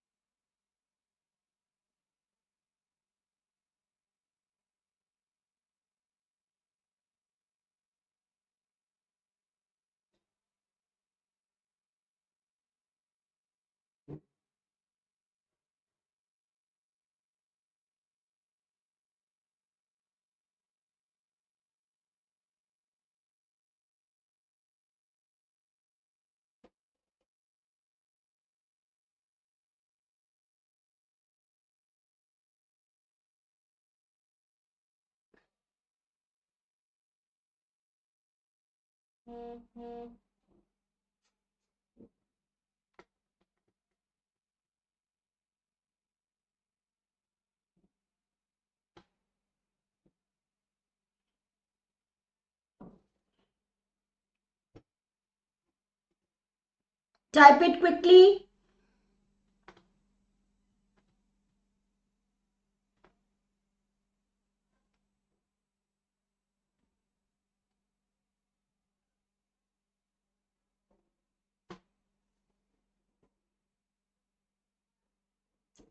Subarna and Aditya.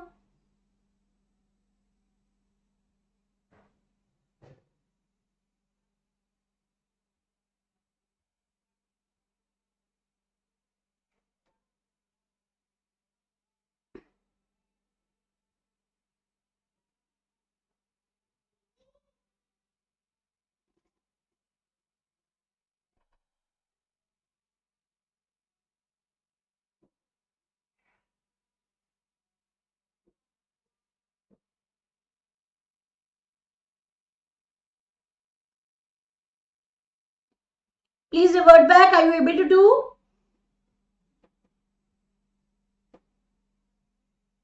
The time is up for 2.5 minutes.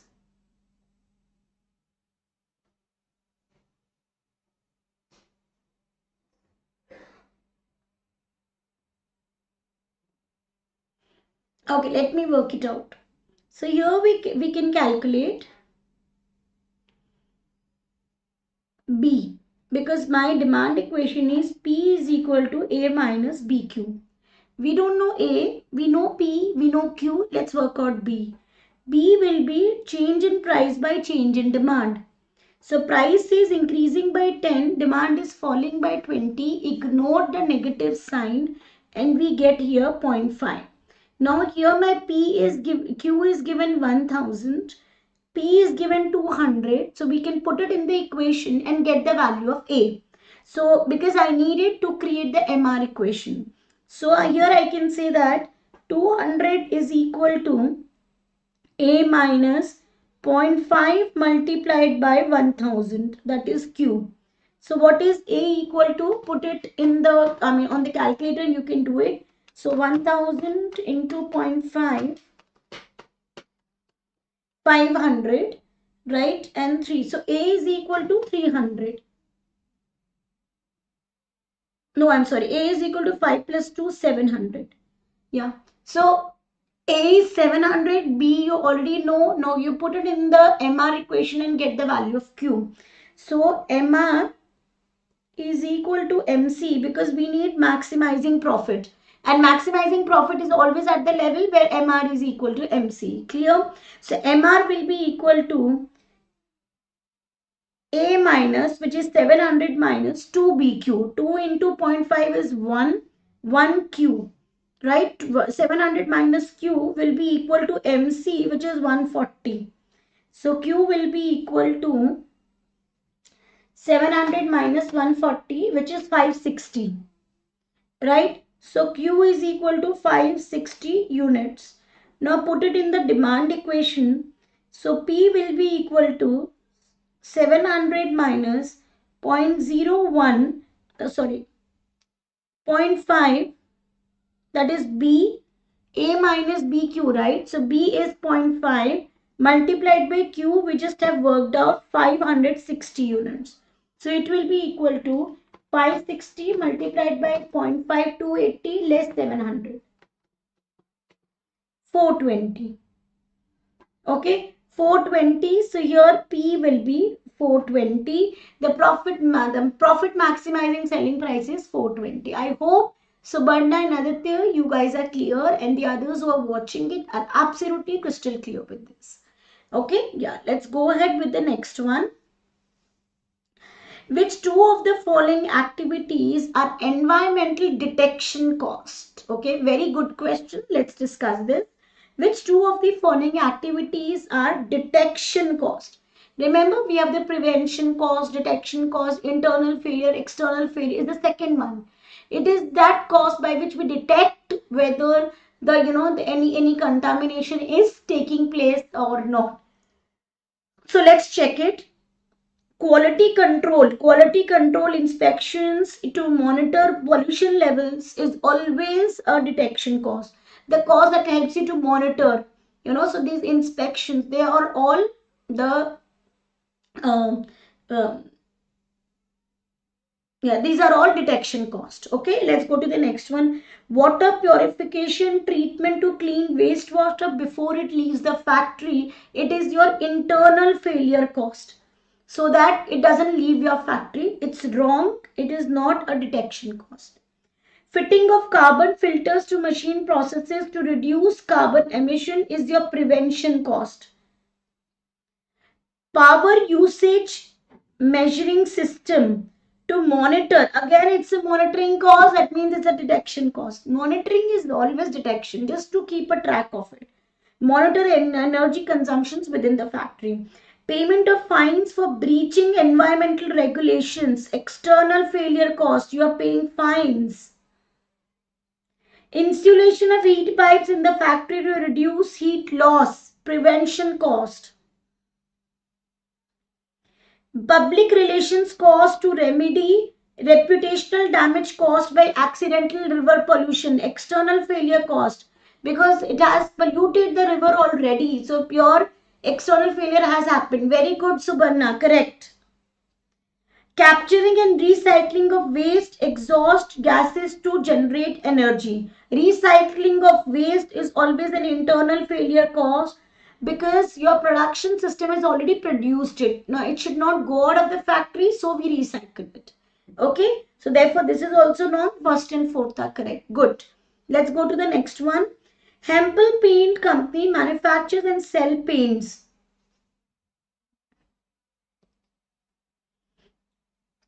Business unit A of the company makes a paint called Monty. Monty is made using three key materials R, S and T. Okay. The following information relates to Monty for period 1. Standard cost per liter, actual cost per liter and actual usage per liter. I don't need actual cost anywhere. The standard ratio of mixing material is 30 is to 50 is to 20. What is the mix variance? Very easy. We have got the actual quantity already in actual mix. Now you know the total quantity of actual liters. Convert it into standard mix. Get the difference and multiply it with standard cost per liter. Because what is variable here is only mix. So your quantity will remain same as actual. Just make the mix difference. Clear? Okay, let's do it here.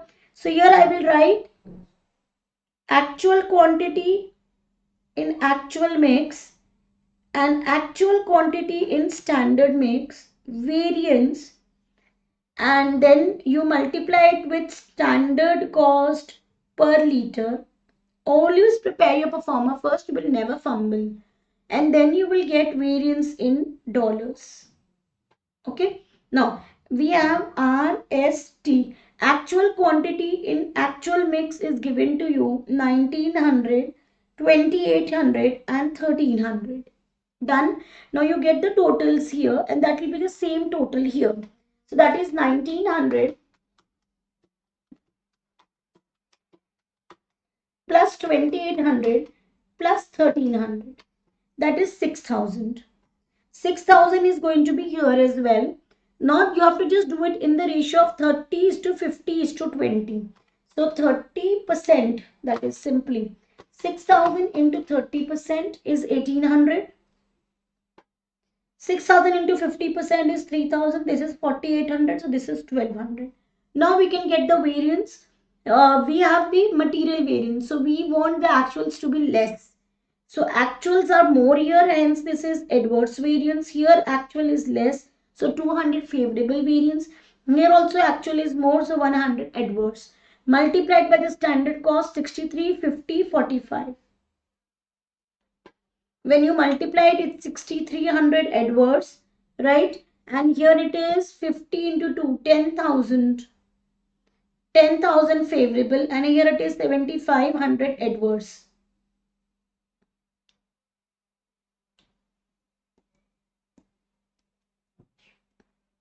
Okay, so the net variance is 10,000 less 7,500 less 6,300.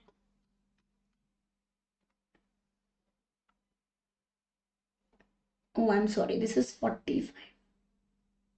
So 4,500. Okay, so 10,000 less 6,300 and less 4,500. So my variance is 800 adverse. My answer. Right? I hope Subhana and Aditya, you are clear. 800 adverse variance. Okay, so this is 800 adverse. Okay, now let's do the next one. Let's do question number 25. Which of the following is not a feature of target costing? Not a feature of target costing. Functions of a product are analyzed. Profit, it is not a feature. Functions of the product are analyzed. Profit margin on a product is set as a fixed percentage. It is a feature, so it is not an answer. Competitors' products are analyzed. Definitely, that is why we have target selling price. So this is also not an answer. Selling price of a product is based on its cost. It is wrong. We don't have the selling price based on cost. So even though like here I was confused between option A and option D, but since D was prominently wrong, I selected it. Now let's go back to option A. It says functions of the products are analyzed. That simply means every function of the product we see for reducing the cost gap. Correct? Yes. So this is also wrong. But this is how you will do the questions in the exam. If you get stuck at a point, don't be stuck over there. Move on to the next one. Eventually, you will find your answer if you read that point carefully. Okay? Now, let's go further. Let's do question number 26. Okay? Let's do question number 26. Now, Vanilla Company makes a range of products and sells them online. It uses activity-based costing to allocate cost to its products. Its two most successful products are Charlie and Tango, but it makes approximately 15 other products also in the factory. The company processes and dispatches 20 million orders in addition to the orders from Charlie and Tango. The information is given to you for Charlie and Tango. It is given to you here. Sales volume, average order size for Charlie and for Tango. The total packaging and dispatching cost pool, it's on ABC. Okay, the total packaging and dispatching cost pool for Fenesta company is 10 million each year. So 10 million is the total cost, right? And the total orders are, see, already there are 20 million orders in addition to orders from Charlie. And here we have 2.5 more. Here I have 2 million more.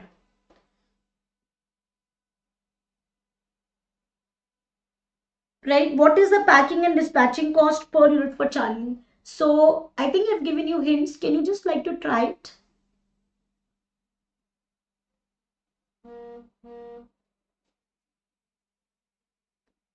Let's see the total number of orders. Okay, Charlie and Tango.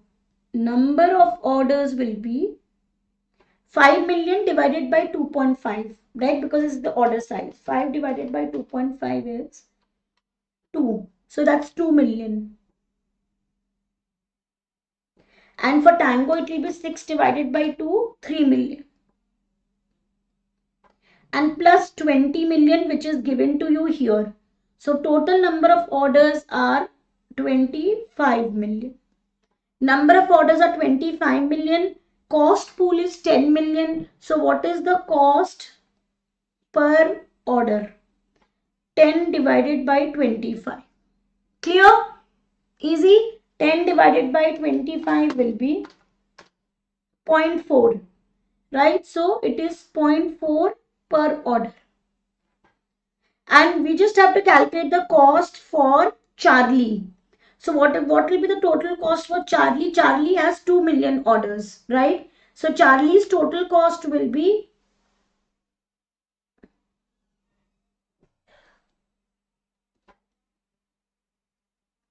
Charlie's total cost will be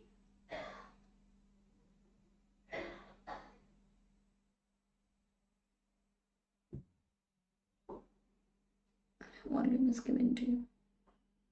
2 million orders. So it will be 0.8, right? 0.4 multiplied by 2, 0.8 million. Okay, and sales order is, sales volume is 5 million. Why I am taking sales volume? Because the question is asking you cost per unit. So I need to divide by the number of units. So total cost for Charlie is 0.8 million. Total sales volume is 5 million. Divide it and get the cost per unit. It will be 0.8 divided by 5. I get here 0.16. Okay, so my answer is 0.16. I hope it is clear. So what we have done, we have always followed the same steps only. Get the cost driver, get the cost, divide it, get the cost per cost driver, get the overhead cost for the product, divide by the number of units, and you get cost per unit. Same sequence of steps I did in the earlier question, and the same I'm doing it here. So remember the steps, don't forget it, so that you have hold of this. Okay? Yeah. So now let's go to the next one. Okay, let's do question number 27th. Harty Company uses the services of a number of market research consultants based in the different geographical regions in which it operates. These consultants are provided with hard copies of the designs for the new products sent in sealed packages via courier service due to their commercially sensitive nature. To further ensure that details of new products are not leaked, the consultants are required to work using non-network computers. Okay, and to save all the market research findings of on a password protected hard drive that is again sent by courier only. Okay, so it's a very secured system that we are looking here, right? So now the question asks, which two of the following controls are likely to be of use for this company? For this kind of company, what is the most useful two controls that can be used? Let's have an anti-spyware software program, not really needed because everything is done by courier and everything is non-networked computer. So to have spyware is very less chances.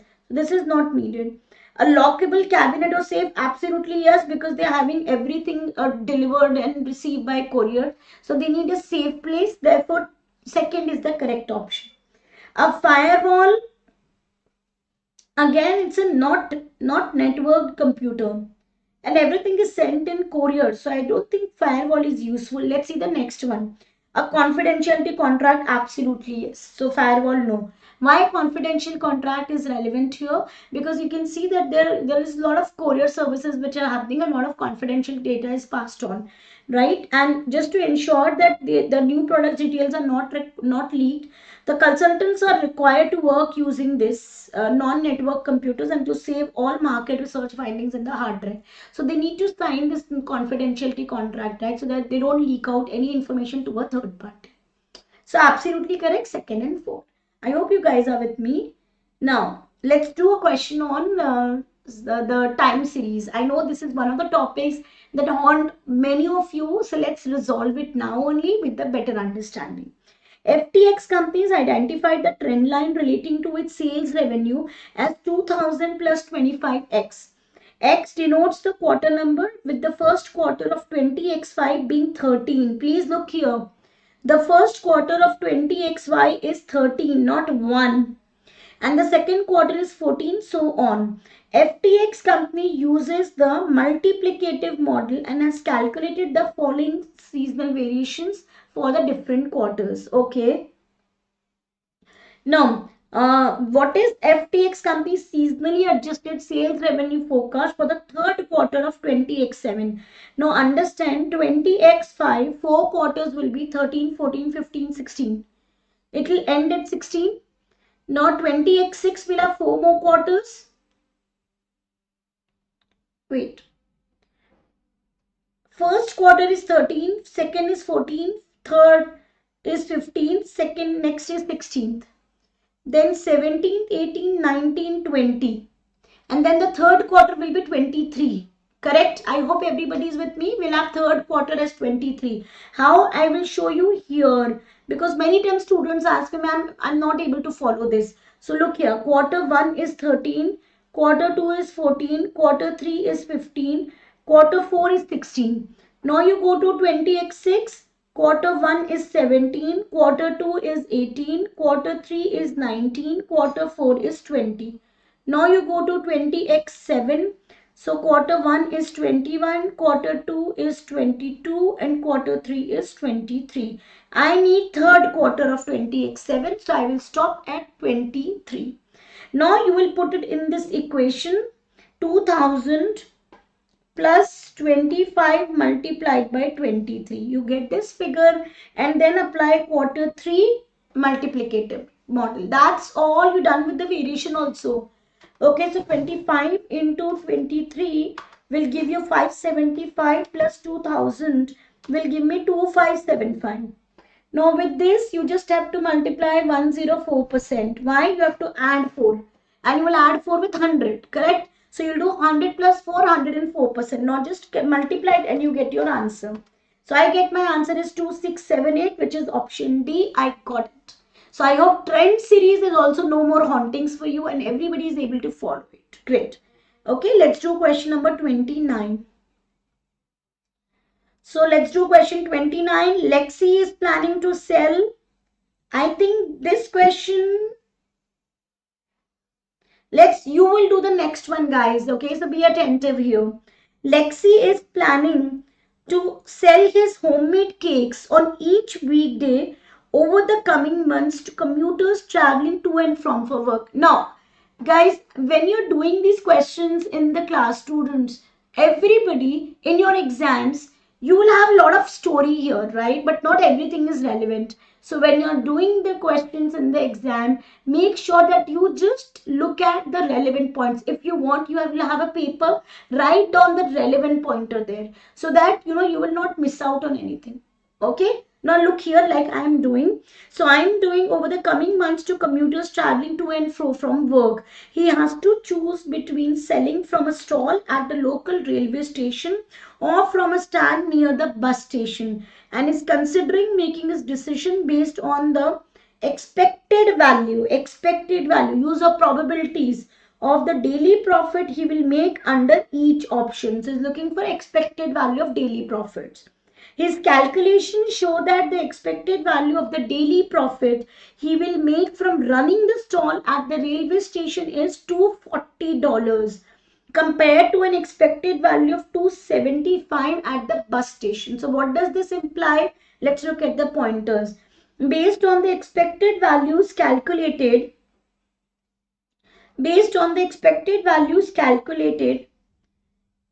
which of the following statements about Lexi's choice is correct? Okay, let's discuss this. If he's a risk neutral person, he should choose the bus station because bus station is giving him the highest rate. But then a risk neutral will not go to highest return. So this is wrong. If he is a risk averse person, that is, he wants to maximize his minimum returns, he should choose the railway station, which looks correct. But let's see the other pointers also. If he's a risk seeking person, he should choose the bus station. Expected values, but remember we are discussing here expected values. Expected values is always related to a risk neutral person. Okay, so expected values should not be used to make his decision as they have little meaning when considering a one-off project. So when we are considering a one-off project, do we not take expected values? This is wrong. Okay, now what he should be doing, type it in the chat box. According to you, what he should be doing?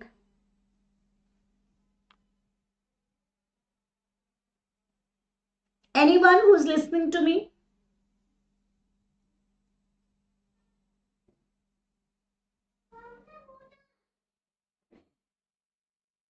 Which is the correct option when he's going by expected values method?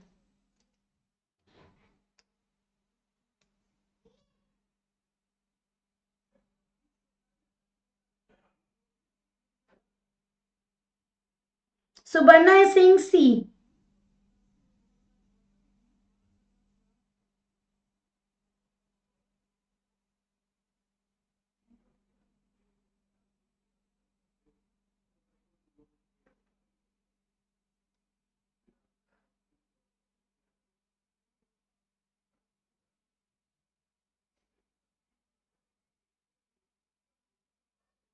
Aditya, what's your answer?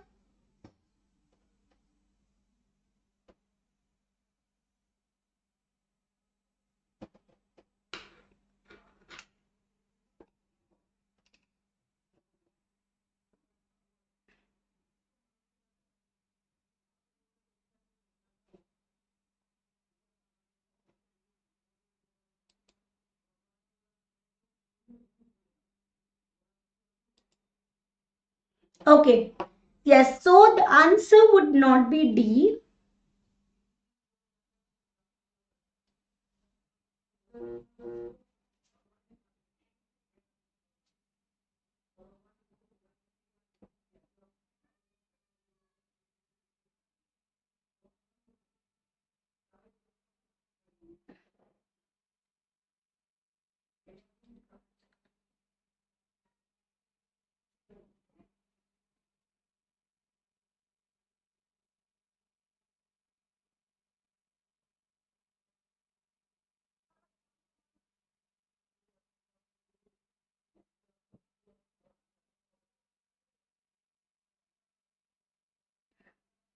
I think the answer should be A.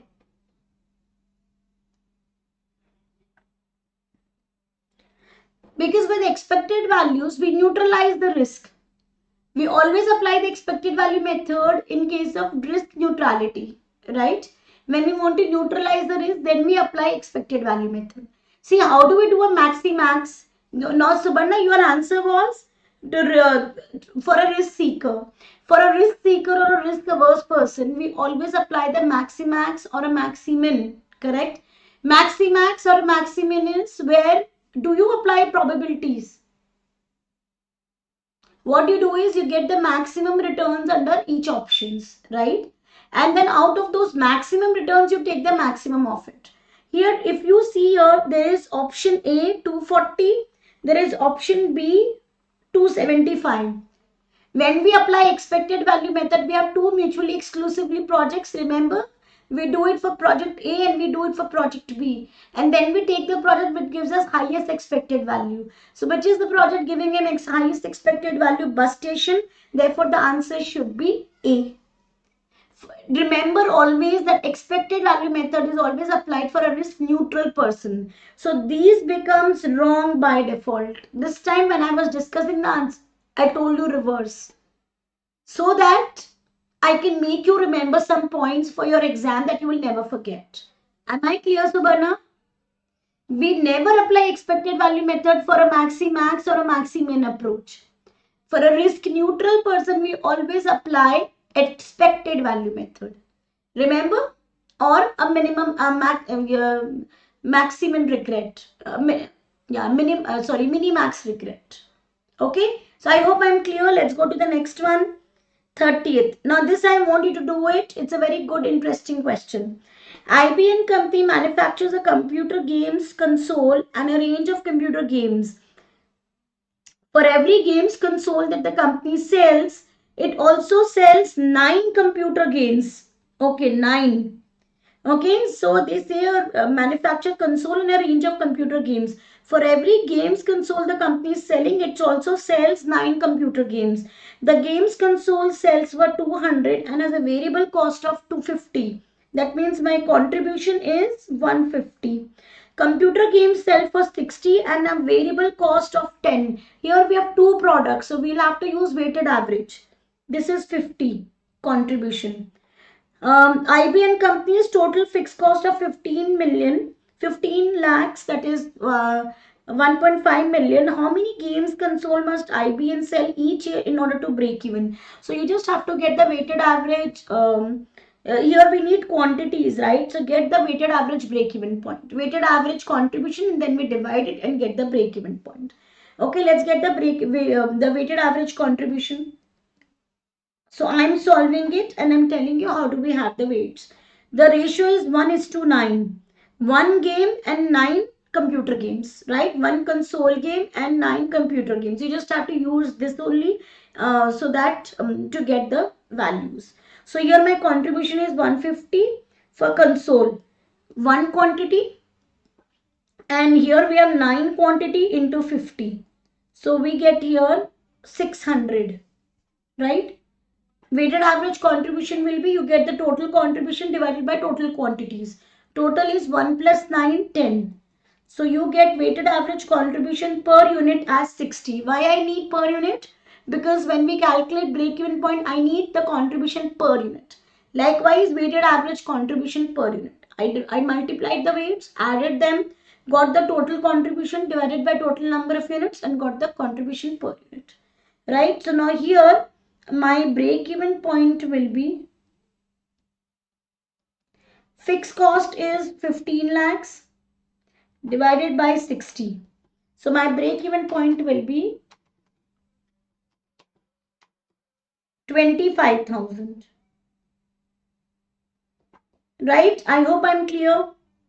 And the question wants for the entire, no, it only wants for game console. So my answer is not over yet. We have to apply the weights. 1 upon 10. Because 1 for, there are 1 is to 10. That is the ratio, right, for game console. It only wants for game console. So my answer will be 2,500. So 25,000 if you choose, you are wrong because you have not done the next step. You have to not get the break-even point for the entire company. You have to get the break-even point for only one product, which is game console. If it was computer games, you would have done 9 by 10, right? Game console, it is 1 upon 10. So you do it and you get 2,500 as the correct answer. I hope you all are with me on this and a very good question is solved here.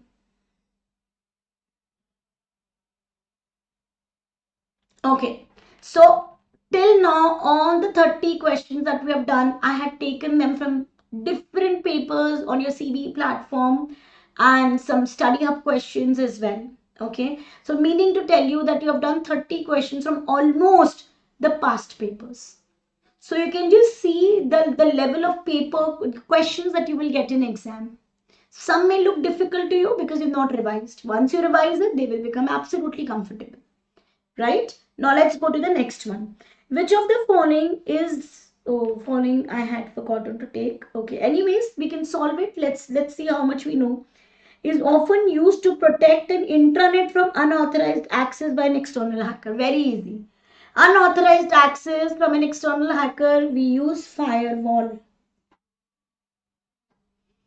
Okay, now when an organization networks a cluster of computers together to form an organization-wide network, it is said to operate which of the following? Do we have internet? Do we have intranet, Wi-Fi or Ethernet? This is not within the organization, that's outside the organization. And Ethernet is when you connect it with the customers and all also. Intranet is organization-wide internet. Like when you work in an office, you are having the payroll access. The payroll system is only for that company. You cannot access it from anywhere else and it is not on internet. So that's known as intranet. And just as a shortcut to remember, when you have HTTPS, PS is always used for intranet servers. And for internet servers, we always use HTTP. Remember them. Okay. Just computer knowledge sharing with you. Okay. Yeah. So the answer is intranet. Let's go to the next one. Question 33. Sion Company runs a chain of fashion retail stores. Key elements of its commercial success comes from being able to identify customer trends. Now this I want answer from you. Okay, very easy question. Just give me the answer. A key element of its commercial success comes from being able to identify customer trends and respond to them more quickly than the competitors. More quickly than the competitors. Okay, which two of the following are potential source of big data for Sion company? For this type of company, what is the more potential sources? Online video clips of clothes being shared by customers, daily transaction records from stores. When it comes to big data, you have to look for a much larger database. Okay. Then the next is inventory records from the chain central warehouse. That's not a very large database, right? Keywords from conversations about fashion on social media. Now put yourself in these shoes and just think like the daily experiences that you have. So what do you think is the two potential sources of big data for this kind of a fashion retail stores? Give me the correct answer. A, B, C, D. Quickly you can do it. Hardly 20 seconds for it because it's a day-to-day thing that we experience. Tell me.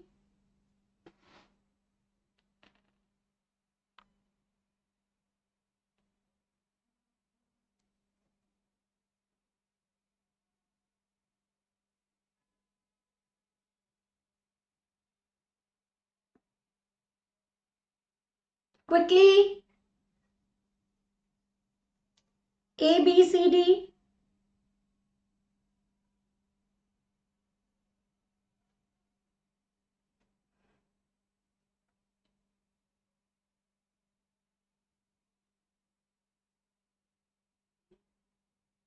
Okay, Subarna has given B and D. Absolutely correct, Subarna. See how easy you have solved it. Very good.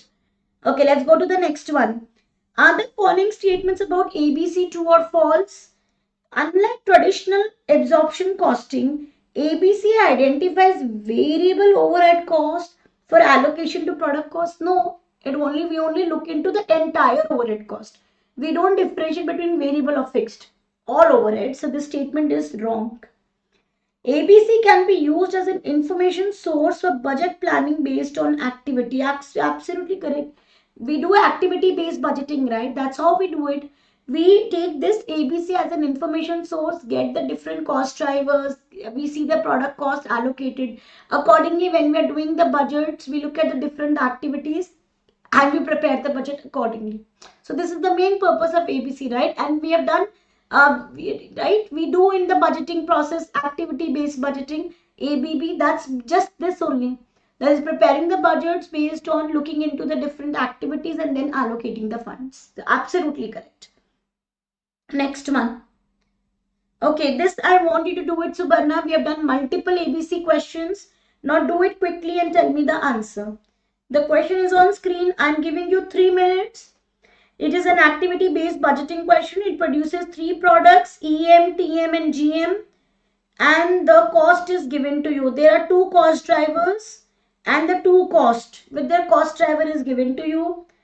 EM, TM, GM, the units are given to you. Batch size is given to you because here you need number of batches. So you can divide it and get the number of batches and accordingly you can use the cost driver. Number of purchase orders per batch is given to you, right? Here also it is per batch. Now, what is the cost per machine setup? So only for machine setup, you need to tell me what is the cost per machine setup. That's all. Cost per cost driver. No need to allocate it to the products. Just give me the cost per cost driver. That's all. Get the total number of machine setups, divide it by the cost and get the cost per machine setup. Everybody, I want you to try this question. 3 minutes to you. My timer is started. Start doing it.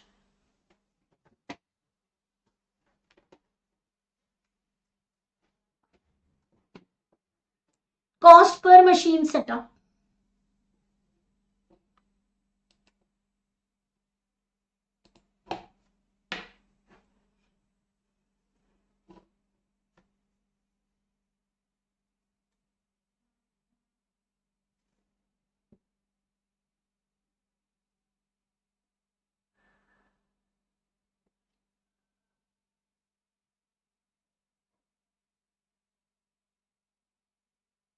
And the cost driver here is number of batches.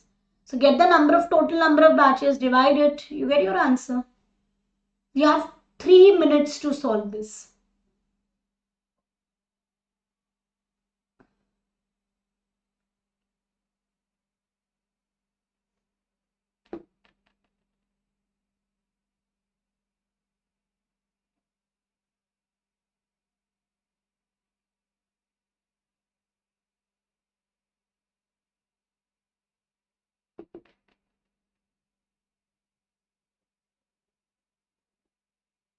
Anybody else with the answers? 1195.63. Let me also work it out just to see whether you're correct or not. 40,000 by 400 is 100. Here it is 32,000 divided by 500, 64. 44,000 divided by 400 is 110. 110 plus 274 it will be, right?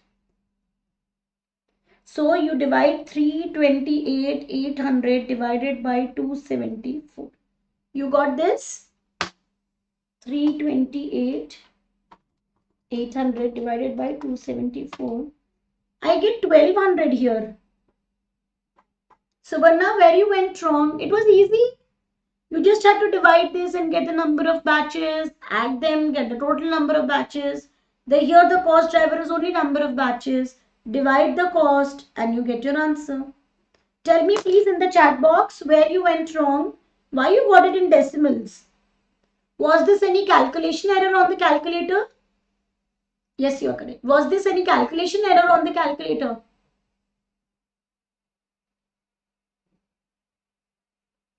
But sometimes in a hurry we do make calculation errors.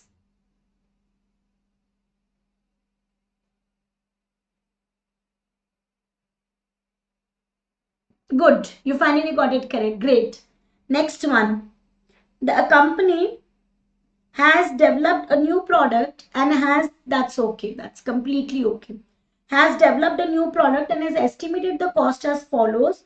Direct material is 50 kg required at a cost of 2.5 per kg. Direct labor is given to you.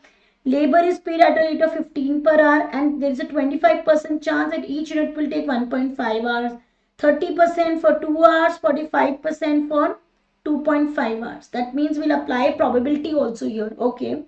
Variable overheads will be incurred at the rate 8 per labor hour. Company believes it will be able to sell the products at 200 per unit. Required margin is 25%.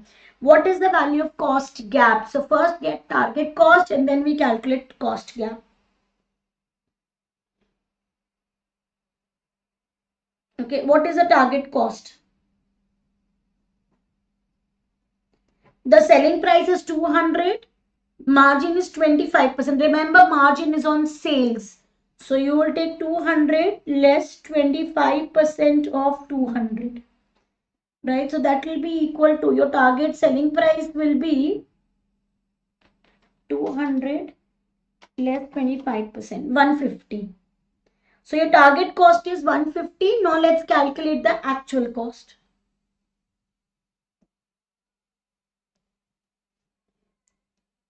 Direct material is 50 kg at a cost of 2.5 per kg multiplied 50 into 2.5, 120. Direct labor. Now here we have to multiply probabilities. So let me work it out here somewhere.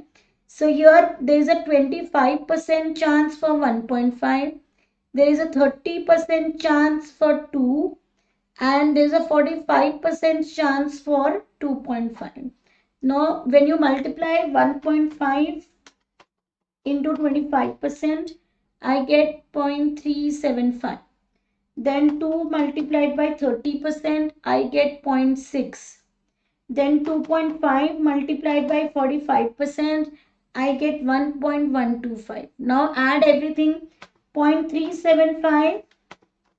We are applying the expected value method, right? 0.375 plus 0.6 plus 1.125. I get here 2.1, right? So my labor is 2.1 hours. I get here 2.1 hours. Now here my direct labor will be 2.1 multiplied by 15 per hour. And my variable overhead is also dependent on labor. So 8 multiplied by 2.1. Right, now let's calculate it. So 2.1 multiplied by 15 is 31.5. 2.1 multiplied by 8 is 16.8. Now add everything. How much do you get? That will be the actual cost. The actual cost is 125 plus 31.5 plus 16.8. I get here 173.3. The question is cost gap. So cost gap is 173.3 less 150, right? And that will be equal to 23.3. Right? I hope I'm very clear. Very good, Subarna. Absolutely correct. Great. Okay, now let's move on to the next one. S company is a manufacturer of multiple products and uses target costing, and it had been noted that product P currently has a target cost of target cost gap. Okay, there's a target cost gap and the company is wishing to close the gap. Okay, which of the following may be used to close the target cost gap for product P? Which of the following may be used to close the target cost gap? Let's see. Use overtime to complete work ahead of the schedule. So will this help us to close the target cost gap? Increase the gap because overtime cost will be there. Substitute current raw material with cheaper versions. Yes, with cheaper versions, we can close the target cost gap for sure because it will be cheaper. Raise the selling price. This you cannot do. Negotiate cheaper rent for S company's premises. It is a fixed cost impact. So it really will not matter. Substitute the current raw material with cheaper versions will do. Because this will reduce your direct material cost and it will reduce your target cost eventually.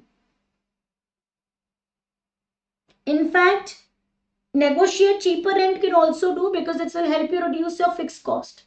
So this can also be done. And this cannot be done because it will increase the labor cost. So your answer is B and D, right? Any ways by which you can reduce the cost will help you reduce the target cost gap. Clear?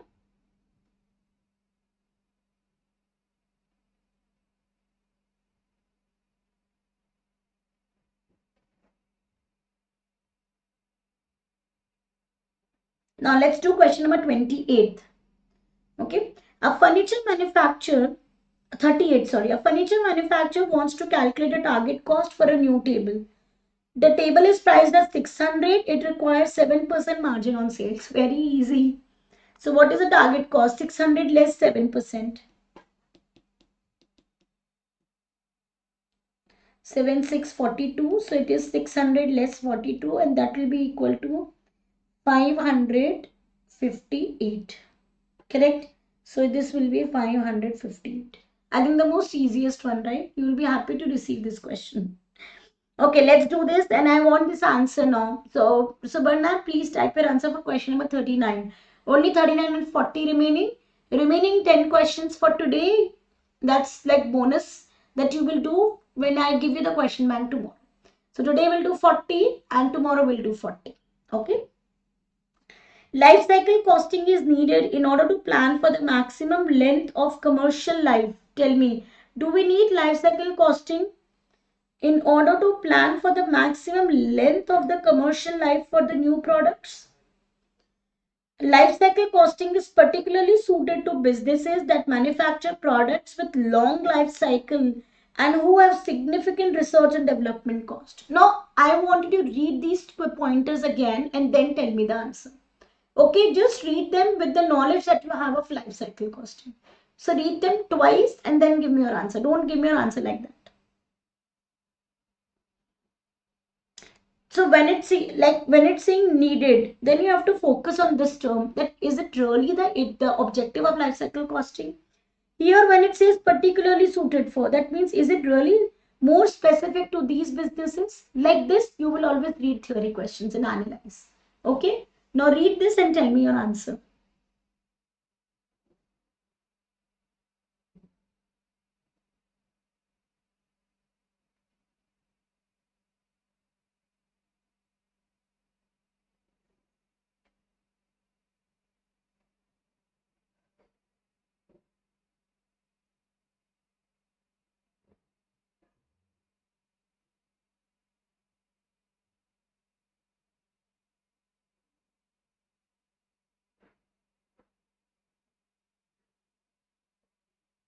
Type your answer in the chat box. True or false? Or both true, both false? Or one true, one false? Whatever it is, give your answer. Absolutely. First is false. Very good. Second one. Always read theory questions with logics. And highlight on that point that here it was these two terms are important to you.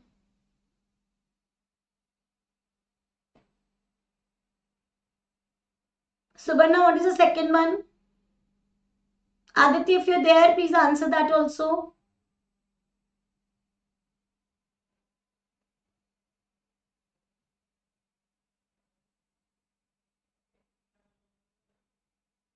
Subarna, whatever it is, you can type in.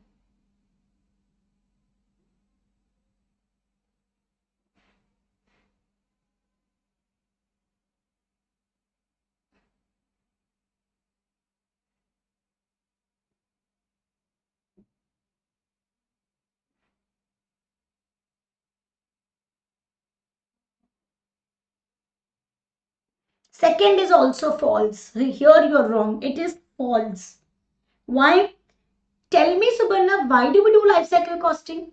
We do it for particularly for those products that have bigger life cycles, or we do it for products like iPhone. Don't forget iPhone, which has shorter life cycle. So we want to maximize our profits, give a selling price. Hence, we do life cycle costing more relevant for shorter life cycle products, so that the cost of the entire life cycle is collected quickly. A product like Johnson's and Johnson's, which is like over 200 years, can you do a life cycle costing for those products? No. So therefore the answer is wrong. Long life cycle was the pointer here and particularly shifted. I hope you are clear now logically. Okay.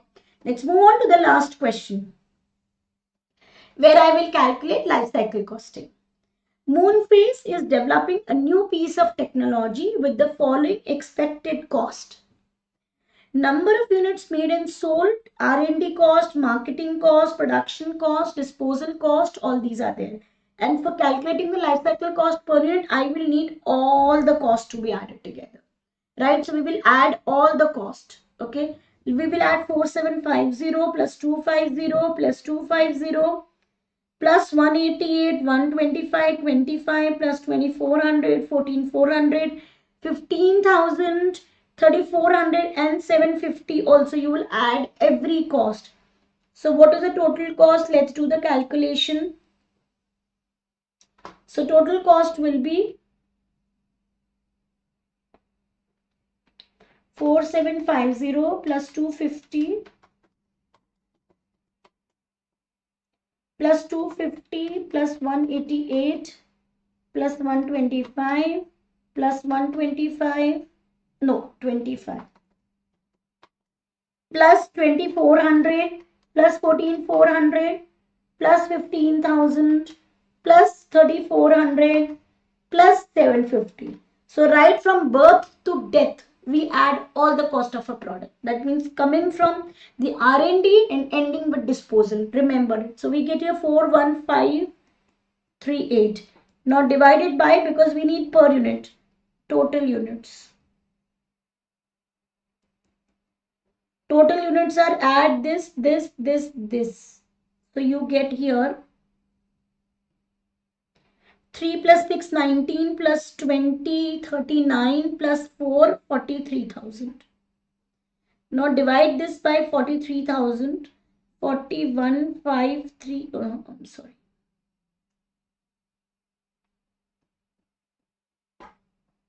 So cost per unit will be 41,538 by 43,000. Right? And I get here this divided by 43,000. I get here 0.966. But this 0.966 is not my answer because the figures are in thousands that I have not taken. So multiply it with 1000. Okay, common mistake by students who will end up doing a 0.966. But remember here, the question is asking you in dollars, not in dollar thousands. So I need to multiply it with 1000. I will get here 966. Right, so answer will be $966. Okay, yes, absolutely correct. But Subarna, I hope you got this error. You cannot write 0.96 as the answer. Right? And when you add the answer till 3 decimals, take all the 3 decimals. Don't make it to 2. Then it will be 0.97, not 96. Okay? But I hope you're clear here when I say you have to multiply with 1000, because question is asking you in thousands, and here it was dollar thousands. Question is asking in dollars. We need to multiply it with 1000. Why 961? Do 41538. 41538 on my screen divided by 43,000. I am getting 0.966 only. Just check once.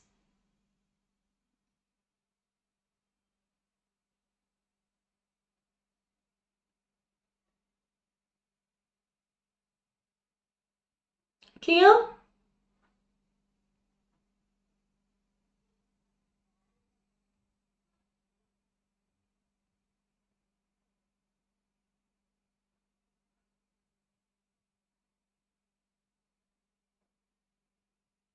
Are you clear now? Great. Okay, so I'll stop here, Subarna. We will do 40 more Section A questions. We'll have more of transfer pricing and ROI, RI, even those questions.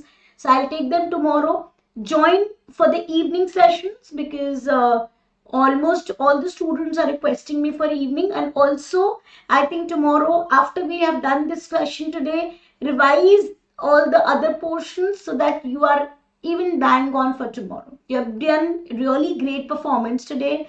Lot of questions you got it correct. So very good. Just do more practice so you can get it correct more tomorrow.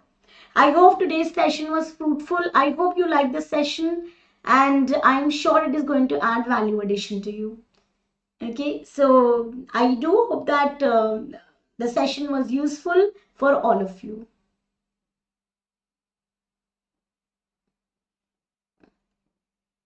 Okay, so then I'll stop here and tomorrow you will find the this question paper along with the solutions on my Telegram channel. It will be uploaded over there. So do join the channel and get the file from there. Thank you so much. Thank you so much for joining Subarna and others. And let's have a great, more fruitful session even tomorrow. Join on time so that we have more questions to discuss. Thank you. Bye.